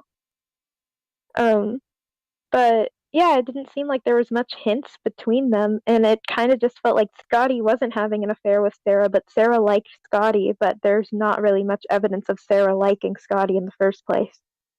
And I feel like the love triangle in general kind of dampened the drama a little bit, and it just felt like started feeling a bit more petty and like catfighty to me. And I don't really know how to like fix that, I guess, because it's like that's a whole plot point, and I don't want you to like throw it away just because I said I don't really like it, you know. But Josie was pretty distant as a character despite being the main one, but I thought that was a bit interesting, just someone who affects the lives of others. But I guess I'd like to see more of her directly. Yeah, I guess I'd like to know a little bit more about her. But if your intention is to more so focus on the other characters' reactions to her, I would like to hear from them. This is their recollection of the events, and later on I was talking about how I don't think that Josie has to be like someone we root for or someone with like a goal where just like, yeah, you gotta achieve that, because she seems like she is the villain of this story, you know? But I do think like making her more sympathetic and understandable to make us the audience feel conflicted about like what she's doing and just being like, we just want you to get better, Josie, you know, like how Scotty will make us feel like Scotty. I guess. And then I like the idea of revealing more about their looks as you go on, because I always like that in novels. Well, actually, I don't know if I like that in novels, because it's just kind of like, no, you've destroyed my illusion of what they look like. They don't have blonde hair, they're a brunette in my mind. But I do like the way you write like a lot. It's very novelistic, but not too far, you know? It's like you do it just the right amount. But I also think that maybe describing things like their hair color is very limiting, because like, you know, it just limits your scope of actors or something to me. But it's also just like it's kind of like an unnecessary detail to begin with. But like I enjoy your writing regardless. I really do enjoy your writing. You are very cool. But yeah, that is all I have to say. Thank you for listening to me if you did. I hope you have a good life or something. Thank you. Thank you for reading. Thank you, Judea. Yeah, Mutant Llama didn't check your noise status. Okay, I'm not getting any feedback. How much did you hear of the reading, Mutant Llama? And if you did hear anything, did you have any feedback?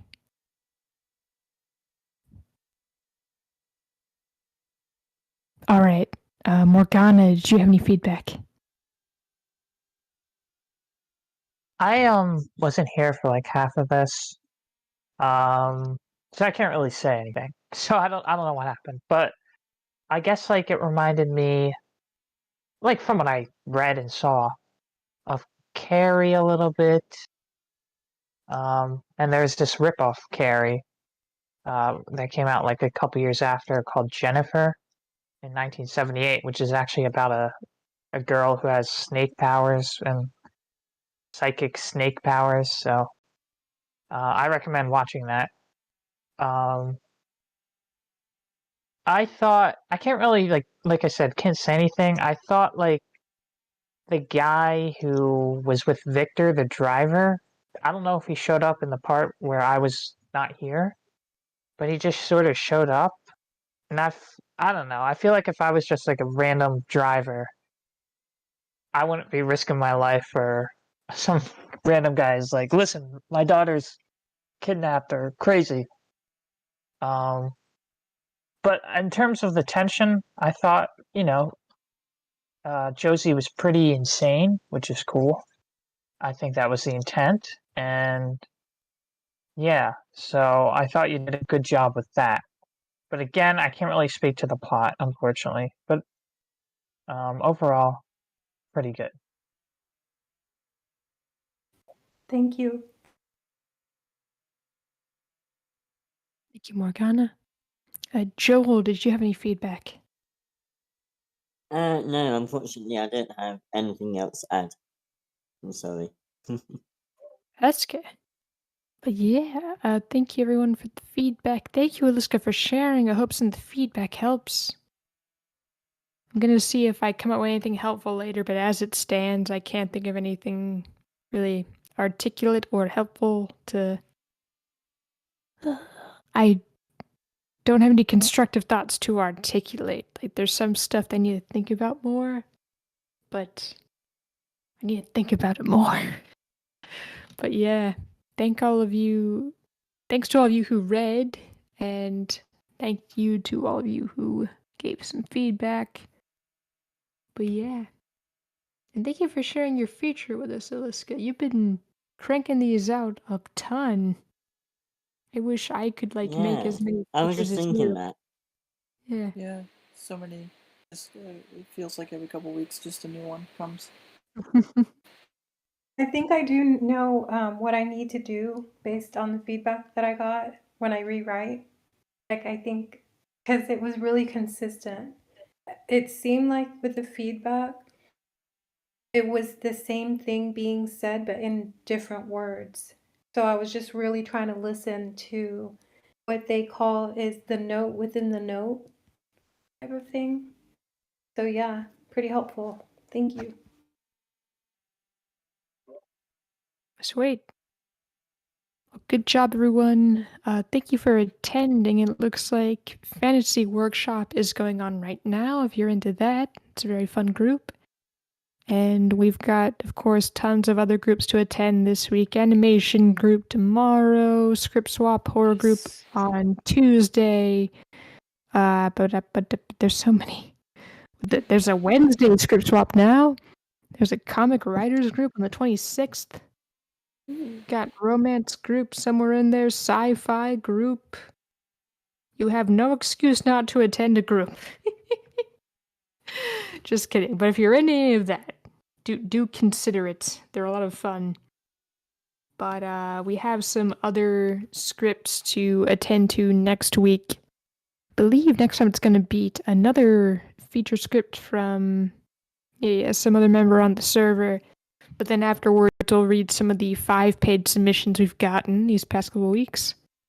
But yeah, I'm glad we've gotten into a spell of receiving submissions as opposed to having to get stuff off the blacklist. So, but yeah, always, I am glad to see your submissions. There's the blurb. Wait, nope, I spelled it wrong. Let me try one more time to do the English language correctly. There we go. Oh, thank you, Nacho. But yeah. And thank you, Joel, as always, for helping us do everything, basically. But yeah. And yeah, it's all I can think of for now. But yeah, as always, glad done. Da, da.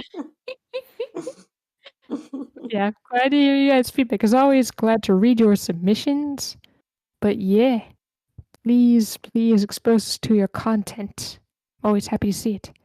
But I will see you guys next time. Have a good week. Thank you.